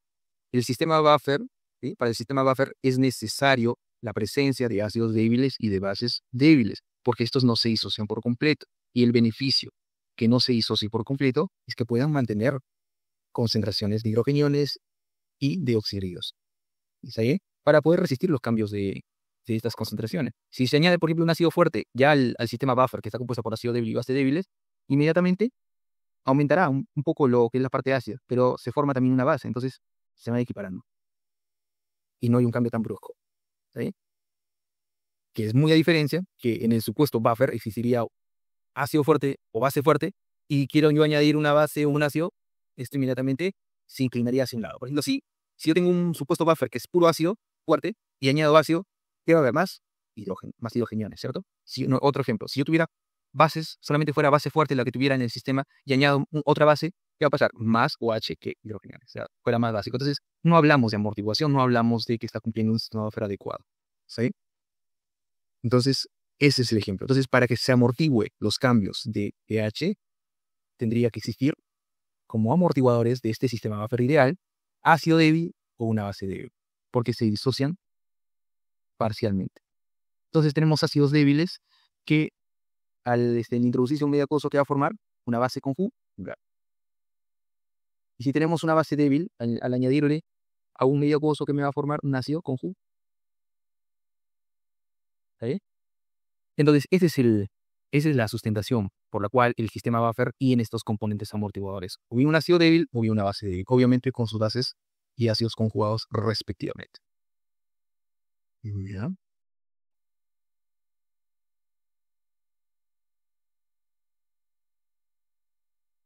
Ya está. Muy bien. Entonces, esa es la idea. Bien, muy bien. Entonces, los componentes. ¿Qué son? Los componentes, obviamente el solvente, el agua, medio acuoso, y tenemos al ácido débil y su base conjugada, ¿cierto? Todo ácido que ingresa a un medio acuoso me va a formar una base conjugada, eso no te olvides. Y toda base que ingresa me va a formar su base conjugada. Y esos son los componentes del sistema Buffer. Ojo, no existen los dos al mismo tiempo, es otro error, no existen los dos al mismo tiempo, solo uno solo. Si mi sistema Buffer va a estar acompañado de un ácido, si mi sistema Buffer lo va a componer de un ácido débil, me va a formar una base conjugada. Listo, ahí tengo mi buffer, mi sistema Buffer. Ese para sistemas simples, por si acaso, para sistemas simples. Sin embargo, si yo utilizo una base débil, un medio acuoso, me va a formar un ácido conjugado. ¿Está bien? Me forma un ácido conjugado. Ese es también para otro tipo de sistemas. Pero ambos son permitidos para funcionar como buffer, como sistema Buffer. ¿Está bien? Entonces, en la sangre es diferente. En la sangre es diferente. En la sangre es un sistema más complejo. ¿Ya? Estos son para sistemas simples, ¿cierto? Si yo agrego un ácido débil, me forma una base conjugada, ¿cierto? Ácido débil me forma parte ácido débil y parte base conjugada. ¿Está bien? Nuevamente, parte ácido débil, parte base conjugada. Entonces está cumpliendo la función de un sistema Buffer simple. En la sangre es diferente. En la sangre es la suma de varios amortiguadores. ¿Sí? La suma de varios amortiguadores. Entonces es un sistema Buffer un poco más complejo. Hay más amortiguadores. ¿Ve? Muy bien. Pero es un sistema más complejo la sangre. Entonces, ¿cuál es la función del sistema Buffer? Mantener el pH en un rango específico. Esa es la principal función. La importancia, tenemos la regulación del pH, por ejemplo, sanguíneo, en el ámbito biológico, la función enzimática, los procesos metabólicos. ¿Está bien? Entonces, ¿qué pasa si, por ejemplo, en la sangre, de por cierto, ¿cuál es el pH, el rango de pH en la sangre? 7.35, 7.45. ¿Qué pasa si se van más de los extremos? O sea, menos de 7.35 o más de 7.35. Es decir, si hay acidemia o hay alcalemia. ¿Qué va a pasar? Lo que va a pasar es que en la sangre vamos a tener diversas enzimas que van a estar funcionando a un pH óptimo. ¿Está bien? Si hay acidemia o si hay alcalemia, estas enzimas dejan de funcionar, ¿cierto? Deja de funcionar. Igualmente suscita con los procesos metabólicos. Si hay acidemia o hay alcalemia, los procesos metabólicos también se alteran. Los amortiguadores. Amortiguadores fisiológicos. Acuérdate de eso porque ha sido pregunta de examen. Los amortiguadores fisiológicos son el bicarbonato, el ortofosfato y las proteínas. Más importante de todas ellas, el bicarbonato. El H2CO3. Funciona como amortiguador. ¿Está bien? Seguida el ortofosfato y las proteínas. ¿Sí? Entonces, por ende, nosotros lo denominamos como un sistema Buffer complejo, porque hay presencia de varios componentes. Muy a diferencia en el laboratorio, ¿cierto? Muy a diferencia del laboratorio. En el laboratorio es diferente. En el laboratorio, o bien puede ser un ácido débil, o bien puede ser una base débil, ¿cierto? Pero en la sangre no. En la sangre hay bicarbonato, ¿cierto? ¿Qué tipo de ácido es el bicarbonato? ¿Es un ácido? Es un ácido débil, ¿cierto? Es un ácido débil, ¿cierto? Muy bien. Justo lo habíamos visto por acá, mira. Ahí está. El ácido carbónico. Ya, bueno, este es el ácido carbónico que tiene 2 pK, mira. 6.37, ¿cierto? Lo cual va a ser un ácido débil. Y el bicarbonato, que es una base, ¿sí? Es una base. En este caso, si nosotros queremos valorar su pK, también, al ser base, obviamente su pK sería mucho más espaciado al cero, ¿cierto? Su pK sería mucho mayor. Entonces sería un ácido sumamente débil, ¿no? Considerado una base, en pocas palabras, ¿sí? Entonces, el ortofosfato igualmente, ¿cierto? Las proteínas igualmente, pero de todas ellas el más importante, el amortiguador fisiológico más importante sería el bicarbonato. ¿Sí? Muy bien. El H2CO3 desprende el bicarbonato. ¿Está? El H2CO3, ¿cierto?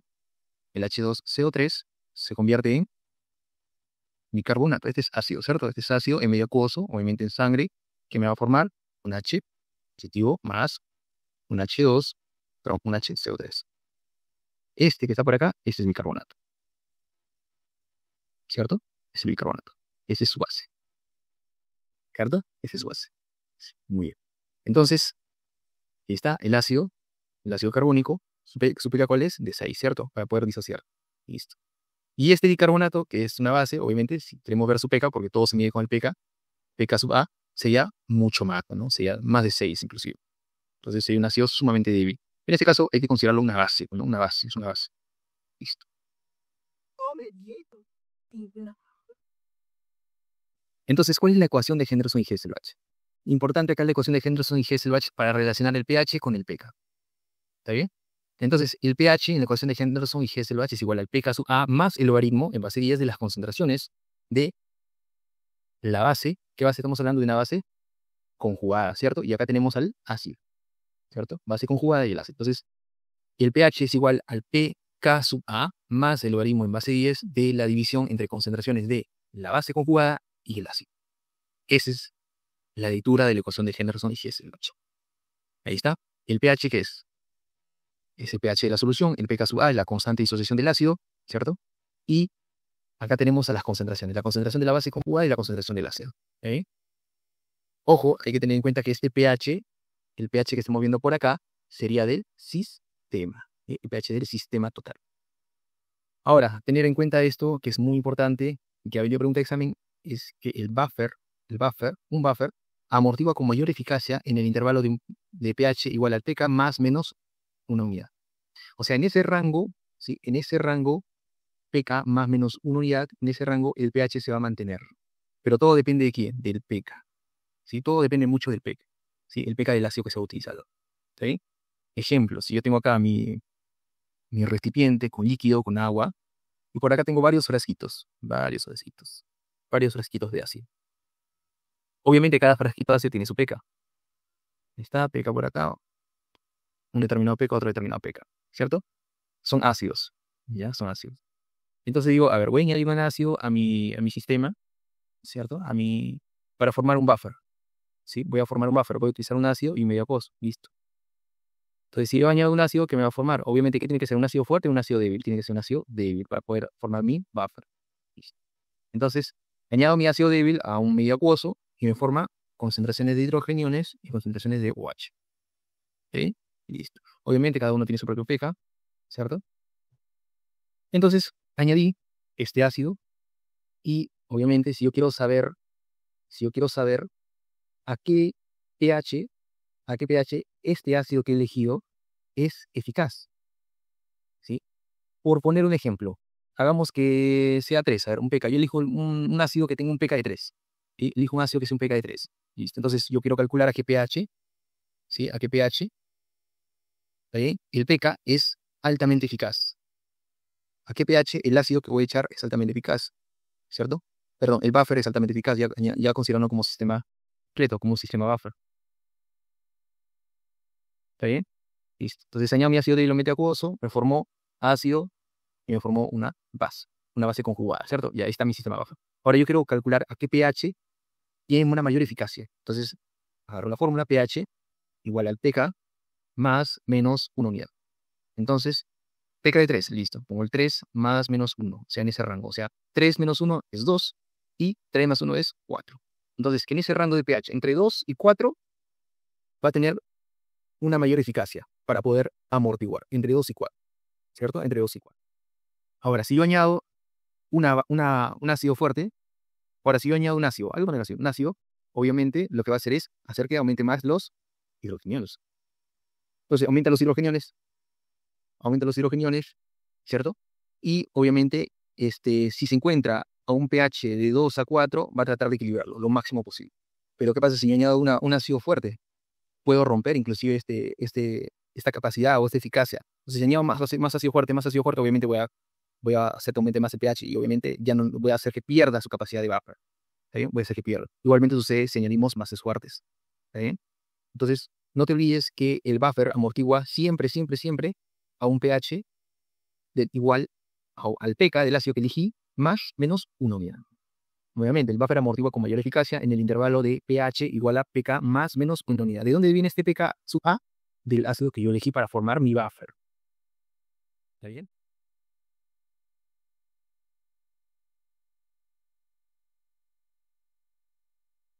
Muy bien. Entonces, sigamos con el equilibrio ácido-base. El equilibrio ácido-base, ya, con esto hay que tener en cuenta lo siguiente. Cuando el pH es igual al pKa, ¿ya? El pKa que era, simplemente era un número que te indicaba qué tan fuerte es un ácido o qué tan débil es un ácido. Nada más. En este caso, ¿qué pasa si el pH es igual a ese número? ¿Qué pasa si el pH es igual a ese número? Esto, obviamente, que indicaría que las concentraciones de ácido es igual a las concentraciones de base. ¿Sí? Entonces, tengo mi sistema, ¿cierto? Tengo mi recipiente con agua, voy a formar mi buffer. Añado un ácido débil, un ejemplo, ¿no? Un ácido débil. Que por cierto, también puede ser una base débil. Entonces, añado mi ácido débil que me formó, que me formó una determinada cantidad de hidrogeniones y una determinada cantidad de OHs. Listo. Ujú.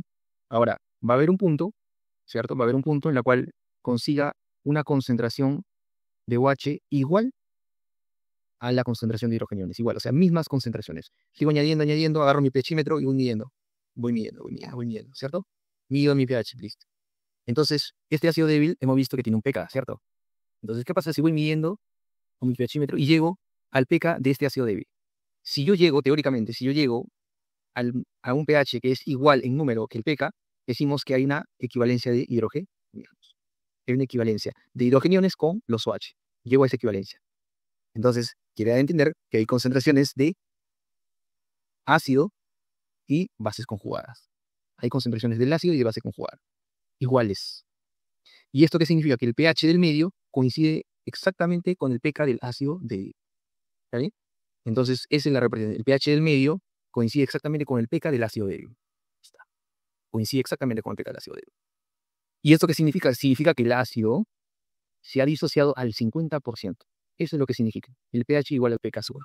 Significa que el ácido, obviamente el ácido débil, se ha disociado al 50% y se ha equiparado, ¿sí?, con la otra contraparte. ¿Sí? Sencillo. O sea, añado mi ácido débil al ambiente acuoso, listo, me formó una base conjugada y obviamente, por ser ácido débil, no se ha desprendido totalmente, ¿cierto? Ha quedado un poco de ácido débil. Entonces tengo mi ácido débil, ácido y la base conjugada. Entonces, hay una concentración, ¿cierto?, que ha permitido que el pH sea igual al pK sub A. Y esta es la representación, que el ácido se ha disociado al 50%, aproximadamente. O sea, una parte del 50% de ácido se convirtió en base, y la otra parte tiene la misma cantidad que la base, entonces se ha equilibrado, se ha equiparado. Y este es igual al pH igual a pK sub A. Listo. ¿Está bien? Perfecto. Eso solamente si el pH es igual al pK sub A, por si acaso, solamente si el pH es igual al pK sub A. Ahora, ¿qué pasa si el pH, o sea, voy midiendo, voy añadiendo ácido débil y voy midiendo que el pH es menor que el pK sub A? O sea, simplemente es menor que el pK sub A. ¿Qué me indica? Me indica que la solución es más ácida. ¿Y qué pasa si voy añadiendo más ácido, más ácido, más ácido, o voy quitando ácido, o voy añadiendo otra sustancia que sea una base? Voy añadiendo una base. ¿Qué va a pasar? Voy a encontrar que el pH es mayor que el pH sub A. Entonces, esto me diría que la solución es más básica. Entonces, si el pH es mayor que el pK sub A, hablamos de una solución que es un poco más básica. Y si el pH es menor que el pK sub A, hablamos que es una solución más ácida. Eso es teóricamente hablando. ¿Ya? Muy bien. Bien, entonces seguimos con sistema buffer. Cuando hablamos nosotros de titulación ácido-base, ¿cómo lo definimos la titulación ácido-base? Titular. Titular es la adición controlada de una base fuerte a un ácido débil o de un ácido fuerte a una base débil para neutralizarlo. ¿Sí? Entonces, cuando nosotros decimos que está titulando, por ejemplo, cuando nosotros queremos preparar una limonada, ¿cierto? Agarramos nuestro recipiente, añadimos agua, ¿cierto? Añadimos limón, añadimos azúcar, ¿cierto? Y queremos nosotros una limonada que no sea ni tan dulce ni tan ácida. ¿Está bien? Entonces, constantemente vamos probando. Utilizamos nuestra lengua para poder valorar, ¿no?, o sea, la cantidad de acidez o la cantidad de dulzura. Ahí nuestra lengua está cumpliendo la función de un pHímetro, ¿cierto? Por un ejemplo. Entonces, vamos, es que nosotros probando poco a poco, vamos, o no está muy ácido, entonces hay que añadir un poco más de azúcar, ¿cierto? Y añadimos azúcar, vemos, no está muy azucarado, hay que añadir un poquito más de ácido. ¿Qué estás haciendo? Ahí estás titilando, estás controlando, estás adicionando, ¿cierto? Cierta sustancia, ¿cierto? En este caso, para lo que es ácido base, estás adicionando de una forma controlada una base fuerte, ¿cierto? A un ácido débil, del sistema buffer obviamente, o de un ácido fuerte a una base débil, para poder neutralizarlo. ¿Cierto? Entonces, esa es titulación. Entonces, vas añadiendo poco a poco, ya tenemos nuestro buffer, ¿cierto? Así de qué forma. Entonces, ya tenemos, por ejemplo, una sustancia que tenga un pH. A ver, vamos a ponerlo así. Tengo una sustancia que es de un pH menor de 7, que es un ácido, ¿cierto? ¿Verdad? Decimos, el sistema que tengo es ácido, muy ácido. Necesito llevarlo a un pH que sea más básico. Entonces voy añadiendo. ¿Qué voy a añadir? ¿Será que añado ácido? No, ¿verdad? Si tengo ácido, ¿para qué voy a añadir ácido? Y quiero llevar a algo más básico. Entonces tendría que añadir una base. Entonces añado la base al ácido, ¿cierto? Y voy con mi pHímetro, que es este dispositivo, voy midiendo el pH. Entonces añado el base, lo voy midiendo, poco a poco. Añado base, voy midiendo. Entonces llega un punto en el cual el ácido se ha disipado y se está tornando más básico. ¿Está bien? Mi sistema se está tornando más básico. Entonces ahí estoy adicionando. ¿Qué estoy haciendo? Estoy titulando. Entonces, es la adición controlada de una base fuerte a un ácido débil. Obviamente, esto es el buffer. Es el sistema buffer.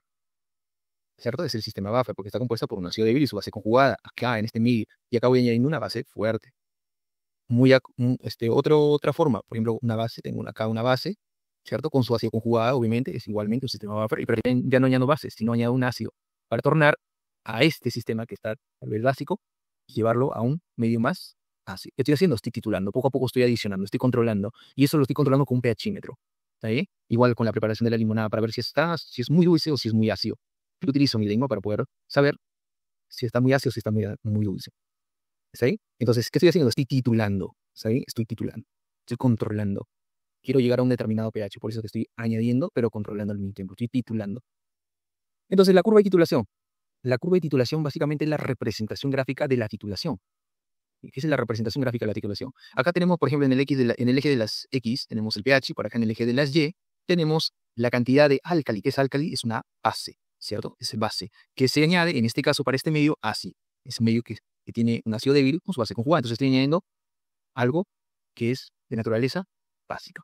Entonces, si te das cuenta que estoy tratando de llevarlo hacia dónde, hacia un pH mayor, ¿cierto? Hacia un pH mayor de 7, en mi cosa, obviamente, mayor de 7. Entonces estoy tratando de hacerlo un poco más básico, ¿cierto? Entonces mira, el pH cómo va aumentando. Se vuelve más alcalino, más básico, ¿cierto? Entonces mira, voy añadiendo más álcali, añado, y voy viendo cómo es esa distribución, ¿cierto? Cómo es esa representación gráfica. ¿Sí? Si te das cuenta, la forma de esta representación de la curva de titulación es de una S sigmoidea. Y este punto rojito que estamos viendo acá se le denomina punto de equivalencia. ¿Sí? A ese puntito se le denomina punto de equivalencia. Entonces, ¿qué significa el punto de equivalencia? En pocas palabras, que es todo ácido débil, sí, obviamente el buffer, es cuando se convierte en su base conjugada. O toda base débil se convierte en su ácido conjugado. ¿Sí? Todo ácido débil se convierte en su base conjugada o toda base débil se convierte en su ácido conjugado. ¿Sí? O sea, se llegó a un punto de equivalencia. Y esta es una definición más que se representa más estequiométricamente, ¿no? O sea, toda la cantidad, toda la concentración de ácido débil que teníamos en el buffer se ha convertido en base conjugada. ¿Sí? O al revés, toda base débil se ha convertido en su ácido conjugado. O sea, es un punto de equivalente. Entonces, es cuando todo el ácido ha reaccionado completamente con la base. Todo ácido ha reaccionado completamente con la base. En concentraciones ya no existe ácido.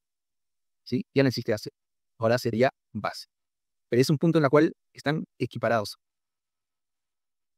Muy bien. Entonces, dato clave es que debe tener que el pK depende de la estructura molecular. ¿Sí? Depende mucho de la estructura molecular. Entonces, el pK sabemos que es una de las propiedades que tienen los ácidos para poder determinar si es fuerte o si es de el pK, no el pK sub A. Entonces, depende mucho de la estructura molecular. ¿De qué forma? Por ejemplo, si hablamos de moléculas inorgánicas o si hablamos de moléculas orgánicas. Por ejemplo, acá, en la estructura molecular del pK, por ejemplo, moléculas inorgánicas.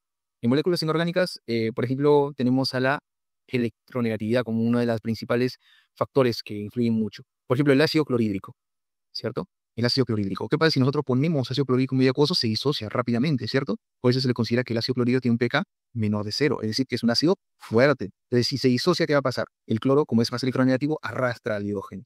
¿Sí? Arrastra el hidrógeno. Entonces, el pK, que es esa fuerza de disociación, está dependiendo bastante de la electronegatividad que tiene el cloro. Si el cloro tuviera menos electronegatividad, sería más difícil poder desprenderlo. En este caso no, por su naturaleza el cloro es altamente electronegativo, entonces vence al hidrógeno. ¿Sí? Vence al hidrógeno. Bien. Entonces, de esa forma. Entonces, depende mucho de la electronegatividad. ¿Qué más? Y si hablamos de moléculas orgánicas, es decir, moléculas donde haya presencia de átomos de carbono, y enlaces carbono-carbono, tenemos al grupo funcional. El grupo funcional. ¿Cuál es un grupo funcional? Por ejemplo, el carboxilo, en este caso el fenol. ¿Sí? El ácido acético, sabemos que es un ácido de... El fenol también es otro grupo funcional, que no es alcohol, por si acaso, no es alcohol. En este caso, ambos son extremos. Ambos son extremos. Uno es débil y otro es un poco más fuerte. ¿Está bien? Entonces depende mucho de esa disociación del tipo de moléculas, en este caso del grupo funcional. Ahora, el pK del grupo funcional depende de las propiedades también del medio, por ejemplo, la constante eléctrica, ¿cierto? Depende mucho de la constante eléctrica del agua, también de la solvatación, que es secundaria a la constante eléctrica, y de la disponibilidad del agua. ¿Sí? Eso no se olvide. ¿Qué más? La universalidad y la simplicidad se utiliza el pK del ácido siempre. Por universalidad, como le expliqué, y la simplicidad se utiliza el pK del ácido siempre, siempre. Y el punto isoeléctrico, que eso se va a ver más que todo en proteínas. El punto isoeléctrico, ¿cómo se define? Como el pH, ojo, el punto isoeléctrico es el pH en el que una molécula, aminoácido, proteínas principalmente, solamente ellas, principalmente aminoácido, proteína, tiene una carga eléctrica neta de 0. Ese es el punto isoeléctrico. Es decir, es el pH en el que una molécula, aminoácido, proteína, tiene una carga eléctrica neta de 0. Entonces, ¿a qué se refiere con el punto isoeléctrico? Cuando el número de cargas positivas iguala al número de cargas negativas. Ese es el punto isoeléctrico. ¿Sí? Y acá tenemos un ejemplo. Este es un aminoácido. ¿Sí? Aminoácido. Su propio nombre lo dice, aminoácido. O sea, tiene un grupo ácido y tiene un grupo amino. ¿Ahí está? Acá es lo que se ve mejor. Ya. Tiene un grupo ácido, tiene un grupo ácido y un grupo amino. Grupo ácido y un grupo amino. El ácido obviamente lo determina el COH y el amino el NH2. ¿Está bien? Entonces, ¿qué pasa si el medio en el que se encuentra esta proteína tiene un pH menor o por debajo del punto isoeléctrico? ¿Por qué decimos que es menor o por debajo del punto isoeléctrico? Porque las cargas no están iguales. En este caso, mira, ¿ve? Por acá tenemos un ion amoníaco, ¿cierto? Un ion amoníaco, ¿cierto? Un ion amoníaco, NH3, carga positiva. Y por acá tenemos alguna carga, no, ¿verdad? Entonces, ¿qué está primando? La carga positiva. ¿Está bien? Bien, está primando la carga positiva. Por acá tenemos un pH mayor que el punto isoeléctrico. ¿Tenemos acá una carga? No, acá tenemos carga negativa. ¿Qué está primando? La carga negativa. Entonces, ¿qué pasa si nosotros llevamos a un pH en la cual el punto isoeléctrico sea igual al pH? Cargas positivas con las cargas negativas. ¿Qué pasa? Se anulan y nos lleva una carga eléctrica de 0. Una carga eléctrica de 0. Cuando el pH y el punto isoeléctrico es igual. ¿Sí? Cuando el pH y el punto isoeléctrico es igual, hay una carga igual a 0. Y esto se puede determinar de esta forma. Hay cargas positivas y cargas negativas. Muy bien. Entonces, iguala. Ahora, otro punto que también tienes que tener en cuenta, otro punto que también tienes que recordar, es que las cargas, obviamente, en el punto isoeléctrico están positivas y negativas, ¿cierto? Y la carga total es de 0. No te dice que es ausencia de carga. Ojo, por si acaso, carga igual a 0 no te indica que es ausencia de carga. O sea, las cargas siguen estando presentes, pero como en este caso hay presencia de carga positiva y carga negativas, en este caso se anulan. O sea, la carga, si yo quiero sumar y restar, por ejemplo, tengo una carga de 4 y tengo una carga por acá de 4, la diferencia de cargas es 0. Solamente es una representación química, bioquímica, de una de las propiedades características de los aminoácidos. Cuando llega a un pH igual al punto isoeléctrico, nada más, solamente es eso. No es que sea ausencia de carga, no. Eso no se da. El aminoácido sigue siendo igual, sigue siendo lo mismo. ¿Sí? Entonces, ¿qué otros aminoácidos tienen un pH igual al punto isoeléctrico? Es decir, cuando las cargas son iguales. El número de cargas positivas es igual al número de cargas negativas, y eso es igual a 0. No quiere decir que haya ausencia de cargas, por si acaso. No quiere decir que no haya ni carga positiva ni carga negativa, porque se anula. No, nada de eso. O sea, hay presencia de cargas. Lo que pasa es que su diferencia es igual a 0, nada más. Entonces pasamos a balance hidroelectrolítico. ¿Sí? Balance hidroelectrolítico, importante. ¿Qué significa balance hidroelectrolítico? Es el equilibrio dinámico. Ese es balance hidroelectrolítico. El equilibrio dinámico que existe entre la cantidad de agua y los electrolitos que ingresan al organismo y los que se eliminan. Ese es balance hidroelectrolítico. Es el equilibrio dinámico que existe entre la cantidad de agua y los electrolitos que ingresan al organismo y los que se eliminan. Igual que una balanza. Hay un peso por un lado y hay otro peso por el otro lado. Para que haya un balance y un equilibrio tienen que estar pesos similares, ¿cierto? ¿Qué pasa si yo pongo un poco más de peso hacia un lado y dejo de poner un peso al otro lado? Se desequilibra. Entonces, aquí para que puedas comprender el balance electrolítico necesitas saber ¿Cuánto es el porcentaje de agua total en el organismo? Aproximadamente 55 al 60%. ¿Está bien? 55 al 60% de agua. ¿Está bien? Entonces, el balance hidroelectrolítico es importante y está muy bien regulada por distintos sistemas hormonales, ¿no? Está regulado siempre por el eje hipotálamo hipofisiario, ¿cierto? Eje hipotálamo hipofisiario órgano. ¿Está bien? Muy bien. Entonces, este eje es muy importante para poder regular mucho el balance hidroelectrólico. ¿Está bien? Todo lo que entra tiene que ser igual en lo que sale. Si yo ingiero una determinada cantidad de agua, tiene que también eliminarse una determinada cantidad. ¿Está bien? Una determinada cantidad de agua. La posición es que sea lo más equilibrado posible. ¿Cómo se interpreta esto? El balance hidroelectrolítico es igual a los ingresos menos los egresos, nada más. Esa es la interpretación de balance hidroelectrolítico. Ingresos y egresos, nada más. Ingresos, los ingresos y los egresos. En los ingresos tenemos a los líquidos ingeridos, agua, bebidas, alimentos, ¿cierto? Entonces, esos son los líquidos ingeridos. Esos forman parte de los intestinos. Agua, bebidas, alimentos.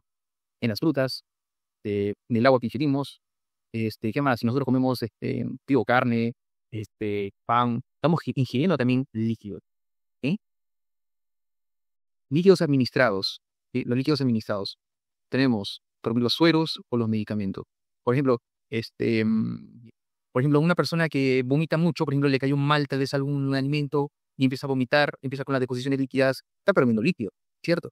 Entonces, ¿qué pasa cuando una persona no tolera nada, ningún líquido? Me dice, hijita, hijito, tómate tu suerito, ¿cierto? Tómate tu suerito. Entonces, toma el suerito y a los 2 minutos empieza a vomitarlo nuevamente. Ah, ya, llévalo por emergencia, llévalo al médico. Entonces, cuando va al médico, ¿qué hace el médico? Indica, esta joven, este joven está deshidratado, valora obviamente el signo de deshidratación, indica, está deshidratado, listo. Administrémosle viendo venosa. Y le ponen tu suerito y estás con tu suerito al lado, ¿cierto? ¿Por qué? Porque hay un desequilibrio hidroelectrolítico. Estás perdiendo más de lo que está ingresando. Y obviamente no estás administrando, no le estás brindando un aporte de líquido adecuado, obviamente. ¿Y eso qué pasa? ¿Qué repercute si no hay un equilibrio adecuado? Repercute en muchísimas formas. Deshidratación. Si no se hidrata correctamente una persona, la cantidad de agua que es absorbida por distintas partes de nuestro tracto gastrointestinal va a ser deficiente para poder aumentar la volemia, ¿sí? La volemia, que es el volumen circulante efectivo, o sea, de la sangre, en pocas palabras, el volumen de plasma, volumen de sangre. Si no hay mucho volumen de sangre, ¿qué va a pasar? No va a poder perfundir los órganos, los tejidos, no va a poder llegar a perfundir. Y el agua es necesario para poder llevar a cabo la oxigenación, para poder recoger los desechos o metabolitos de los tejidos. Entonces, es importante una suficiente cantidad de volemia. ¿Está bien? Entonces, es importante. Por ejemplo, el riñón. El riñón aproximadamente se lleva aproximadamente el 25% del gasto cardíaco. ¿Está bien? Entonces, el riñón es uno de los órganos importantes con respecto al flujo sanguíneo. El riñón capta una gran cantidad de flujo sanguíneo, ¿sí? Al diario. ¿Y qué pasa si disminuye esa cantidad? Hipoperfusión del riñón, el riñón deja de funcionar, en caso más severo, deja de funcionar. Entonces, si deja de funcionar, si no le llega un aporte adecuado de sangre al riñón, el riñón deja de funcionar.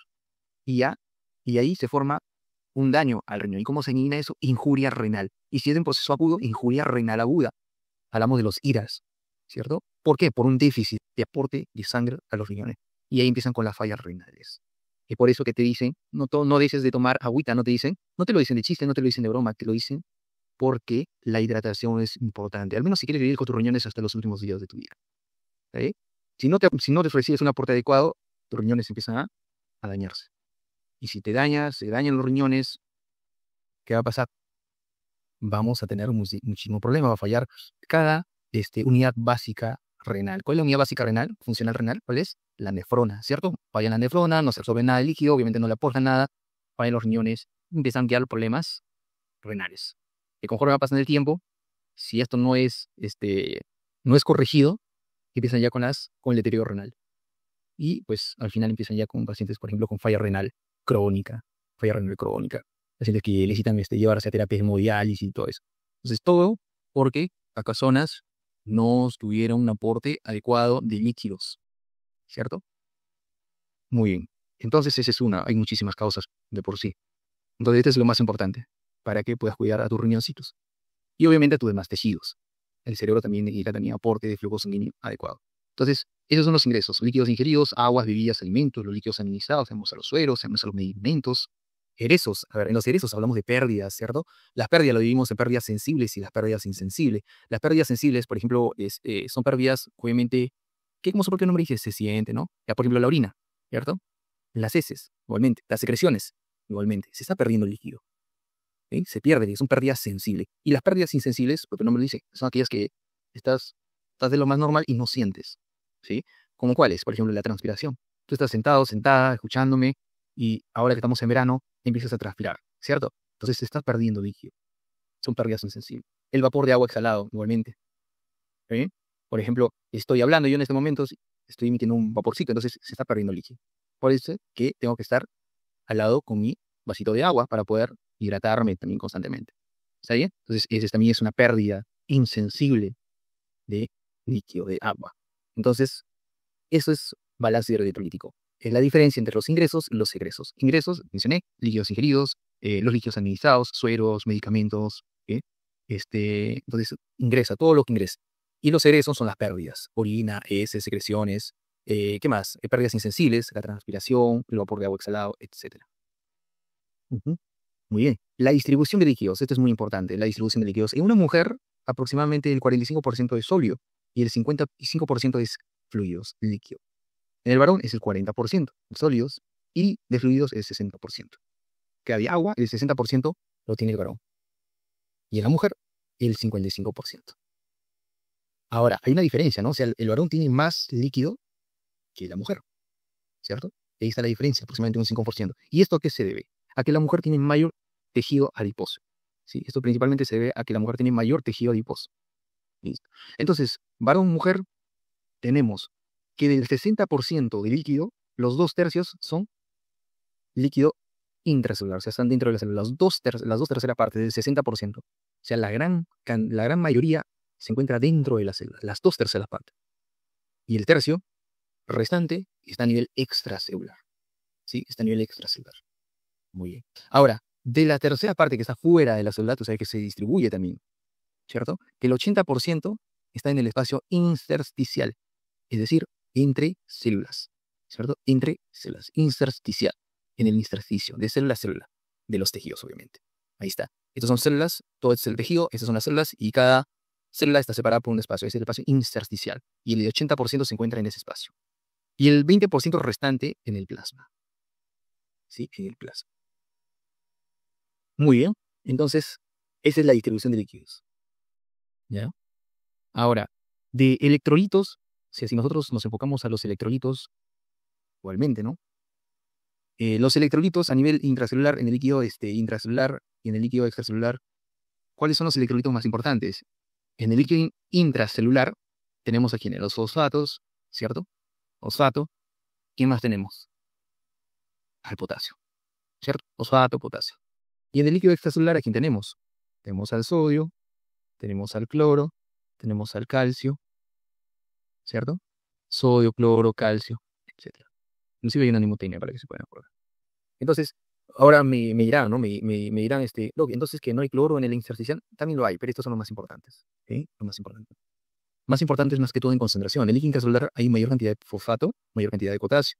Y en el líquido extracelular hay mayor cantidad de sodio, hay mayor cantidad de cloro, hay mayor cantidad de calcio a comparación del intracelular. ¿Sí? O sea, no quiere decir que solamente haya sodio, cloro, calcio en el extra, no. También existe en el intracelular, pero es en menor cantidad, en menor concentración. Muy bien. Entonces, esa es la distribución de electrolitos. Importante también, porque si hay un desequilibrio también de los electrolitos, va a conllevar también a un desequilibrio hídrico. ¿Sí? Muy bien. Importancia del balance hidroelectrolítico. La regulación del volumen plasmático. Importancia. Regula el volumen plasmático. Favorece el equilibrio osmótico. Favorece la transmisión nerviosa y también la contracción muscular. Regula la función renal. ¿Ya? Si no le llega suficiente aporte de líquido, de flujo sanguíneo al riñón, obviamente, el riñón no va a poder cumplir su función. No va a poder cumplir su función. ¿Sí? Entonces hay un déficit en su función. Tiene que llegarle aporte de ese. Entonces, ¿cómo yo valoro que una persona está funcionando los riñones? Cuando orina. Nunca te olvides de eso. Cuando una persona orina, los riñones están funcionando. ¿Y qué pasa si yo veo que esa persona, este paciente no orina?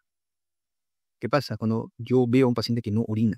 Obviamente en hospitalización, veo a un paciente que no orina, ¿qué pienso? ¿Qué podría pensar? Que posiblemente se está encharcando, así como lo denominamos coloquialmente, encharcando. Es decir, que se está distribuyendo líquido por los espacios, por los terceros espacios. Es decir, se está edematizando.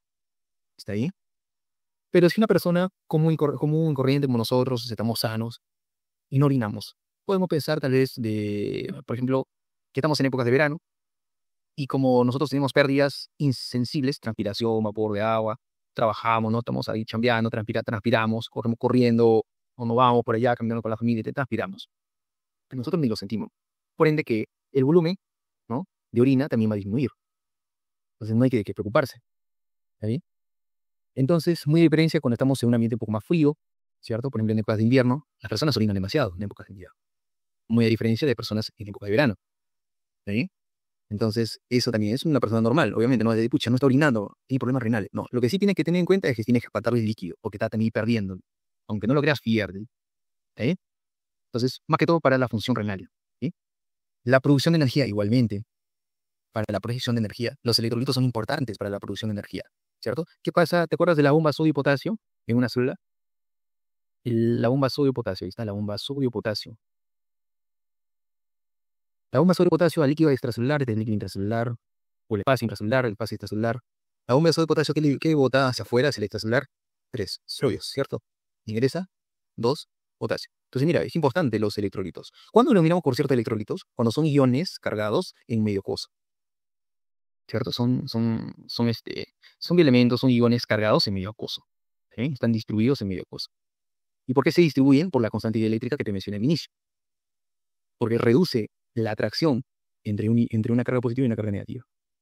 Por eso se está disuelto en medio aquoso. Entonces, si te das cuenta, para que funcione la bomba sodio potasio y pueda también haber una repleción, es necesario la presencia de estos electrolitos. Es necesaria la presencia de estos electrolitos. ¿Está bien? Entonces, la bomba sodio potasio es importante también para poder regular, por ejemplo, la transmisión nerviosa, la repolarización de las membranas que conducen impulsos nerviosos. ¿Está bien? Muy bien. Entonces, es importante también para agregar, por ejemplo, pacientes con diabetes mellitus, ellos de por sí tienen resistencia a la insulina, no es solo diabetes mellitus tipo 2. Si hablamos de los diabetes mellitus tipo 1, ellos son pacientes que dependen bastante del aporte de insulina para que puedan ingresar los niveles de glucosa, o los glúcidos, la glucosa, en pocas palabras, en el plasma, puedan ingresar hacia las células. ¿Sí? Necesitan la insulina. La insulina es como si fuera una llavecita, y la célula es como si fuera un casa, un hogar. Entonces, si ingresa con la llave, abre, ingresa inmediatamente la glucosa. Entonces, dependen mucho de la insulina. ¿Está bien? Entonces, si esos pacientes dejan de medicarse, ¿no?, con la insulina, no se controla, los niveles de glucosa aumentan. ¿Está bien? Muy a diferencia de una persona que se controla. Ahora, si una persona se medica con insulina, también los niveles de potasio son muy importantes, porque al ingresar insulina a la célula, ingresa insulina, eso es muy importante. Cuando ingresa insulina, también ingresa potasio, ¿cierto? Ingresa potasio. Entonces, perdón, me ingresa glucosa acá. Cuando ingresa glucosa, ingresa también potasio, obviamente mediada por la insulina. De esa glucosa, de esa potasio. Entonces, mira, los electrolitos también juegan un papel importante, ¿cierto? En este equilibrio. Entonces, en la producción de energía igualmente, ¿cierto? Vamos a ir viendo ya un poco más a detalle en lo que es bioenergética, la presencia también de estos electrolitos. ¿Está bien? Muy bien. Ahora, vamos a ver algunos indicadores de equilibrio hidroelectrolítico. ¿Sí? Por ejemplo, tenemos el agua corporal total, el ACT. El agua corporal total es igual al peso, ¿sí? Es igual al peso en kilogramos por el factor. El factor, más que todo, etario, ¿sí? El factor etario, y se va agregando muchos más factores. Actualmente ya se está agregando, por ejemplo, perímetro abdominal, la cantidad de grasa, la cantidad de tejido adiposo, etc. Por ejemplo, factores importantes, el grupo etario. Si es un varón adulto, si es una mujer adulta. ¿Sí? Si es un varón adulto, sabemos que la cantidad de agua, de líquido es del 60%, ¿cierto? Si es una mujer, es del 55%. Entonces utilizamos estos valores como factores para poder reemplazarlos en la fórmula, ¿sí? Esta es una fórmula que da una aproximación, no es una fórmula absoluta. Hay fórmulas muchísimo más precisas actualmente. Pero para motivos de examen, te van a preguntar sobre una fórmula para poder estallar, más que todo, o tener en mente el agua corporal total. Entonces, esta fórmula es muy importante que lo tengas en cuenta, ¿sí? Entonces, agua corporal total es igual al peso en kilogramos por el factor si es un varón adulto o si es una mujer adulta, ¿sí? Si es un recién nacido, también tiene su propio factor, usualmente de 0.7, si es un recién nacido. Entonces, si hablamos de un recién nacido, de 0.7. Honesto, me quiere entender que el niño tiene el 70% de líquido. O sea, el 70% de líquido es del bebé, del recién nacido. O sea, tiene más cantidad de líquido que la de una persona adulta, o mayor porcentaje de líquido de una persona, una adulta o inclusive de un joven, ¿sí? Entonces, el 70% es del recién nacido, ¿ya? Ya cuando llega a una edad ¿sí? Una edad de un adulto mayor, mayor de 65 años, el porcentaje de líquido o de agua total, agua corporal total, va disminuyendo, va cayendo poco a poco, ¿sí? Entonces, eso quiero que tengan en cuenta. Cuando más edad tienen, el agua corporal total va cayendo, va disminuyendo. Mientras menos edad tienen recién nacidos, es mucho más alto, mucho más alto, ¿sí? Muy bien. Entonces ahí está el dato, el recién nacido tiene mayor cantidad de agua corporal total, ¿cierto? Su factor es mayor, 0.7. Obviamente, multiplicado por el peso, me da el agua corporal total. Igualmente con el valor de la mujer. Solamente se reemplaza, nada más, ¿cierto? Muy bien. Por ejemplo, mujer que pesa 80 kilogramos, ¿cierto? Es una mujer, te dicen, es una mujer de 30 años. Listo, entonces agua corporal total igual al peso de la mujer, 80 por la edad. Mira, me di cuenta que la edad es de 30 años, es una mujer adulta, entonces la mujer aproximadamente tiene el 55%, ¿listo? O 0.5, la palabra, o 0.55. Entonces agua corporal total es igual a ¿cuánto?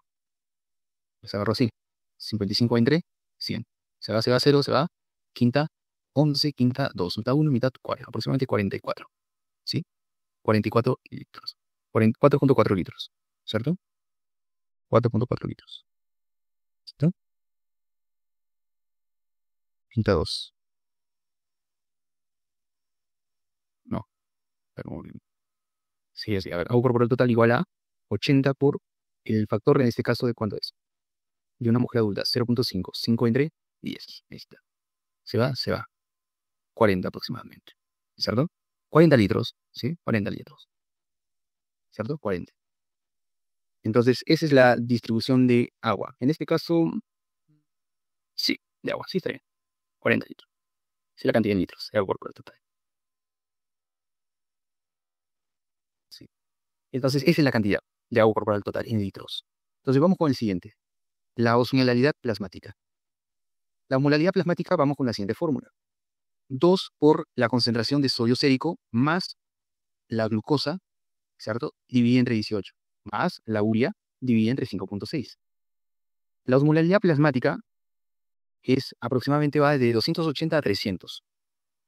Esa es la osmolalidad plasmática, 280 a 300 milidosmoles por kilogramo. ¿Está bien? Esa es su osmolalidad. Los componentes. ¿Qué componentes tenemos? La concentración de sodio en miliequivalentes por litro, glucosa en miligramos por decilitro, la urea en miligramos por decilitro. ¿Está bien? Entonces, ese es un punto muy importante. La osmolalidad se mide con estas unidades, miliosmoles por kilogramos. ¿Está bien? Entonces, la osmolalidad normal oscila entre 280 a 300. ¿Está bien? Por ejemplo, cuando hay un desequilibrio, por ejemplo, pacientes diabéticos con diabetes mellitus tipo 1, que no siguen su tratamiento con insulina, los niveles de glucosa aumentan, entonces aumentan también los osmolitos, ¿cierto? Aumentan los osmolitos, glucosa aumenta, y obviamente la osmolalidad también aumenta, más de 300, más de 330, así. Entonces, hay, en este caso, una osmolalidad mayor a lo normal. Una persona deshidratada, igualmente, los osmolitos pueden aumentar, más que todo por deshidratación, ¿cierto? ¿Qué pasa cuando una persona tiene, por ejemplo, hiponatremia? Los niveles de sodio caen, también puede repercutir en la osmolalidad normal. Puede estar por debajo de 280. ¿Mm?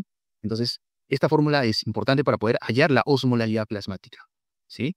Reemplazan solamente el sodio, lo multiplican por 2, más la cantidad de glucosa que se le brinda en el dato, entre 18, más la cantidad de urea, dividida entre 5.6. ¿Correcto? Entonces, para hallar la osmolalidad plasmática. No se olviden de este dato, es importante. La osmolalidad normal es de 280 a 300 miliosmoles por kilogramo. El anion gap. El anion gap es igual a sodio menos la suma de cloro más bicarbonato. ¿Está bien? Nosotros usualmente tenemos lo siguiente, ¿no? Tenemos sodio a un valor de 145 aproximadamente, y por otro lado tenemos a los aniones, ¿cierto? Los aniones más importantes tenemos al bicarbonato, aniones, HSO3, bicarbonato, y tenemos al cloro, ¿cierto?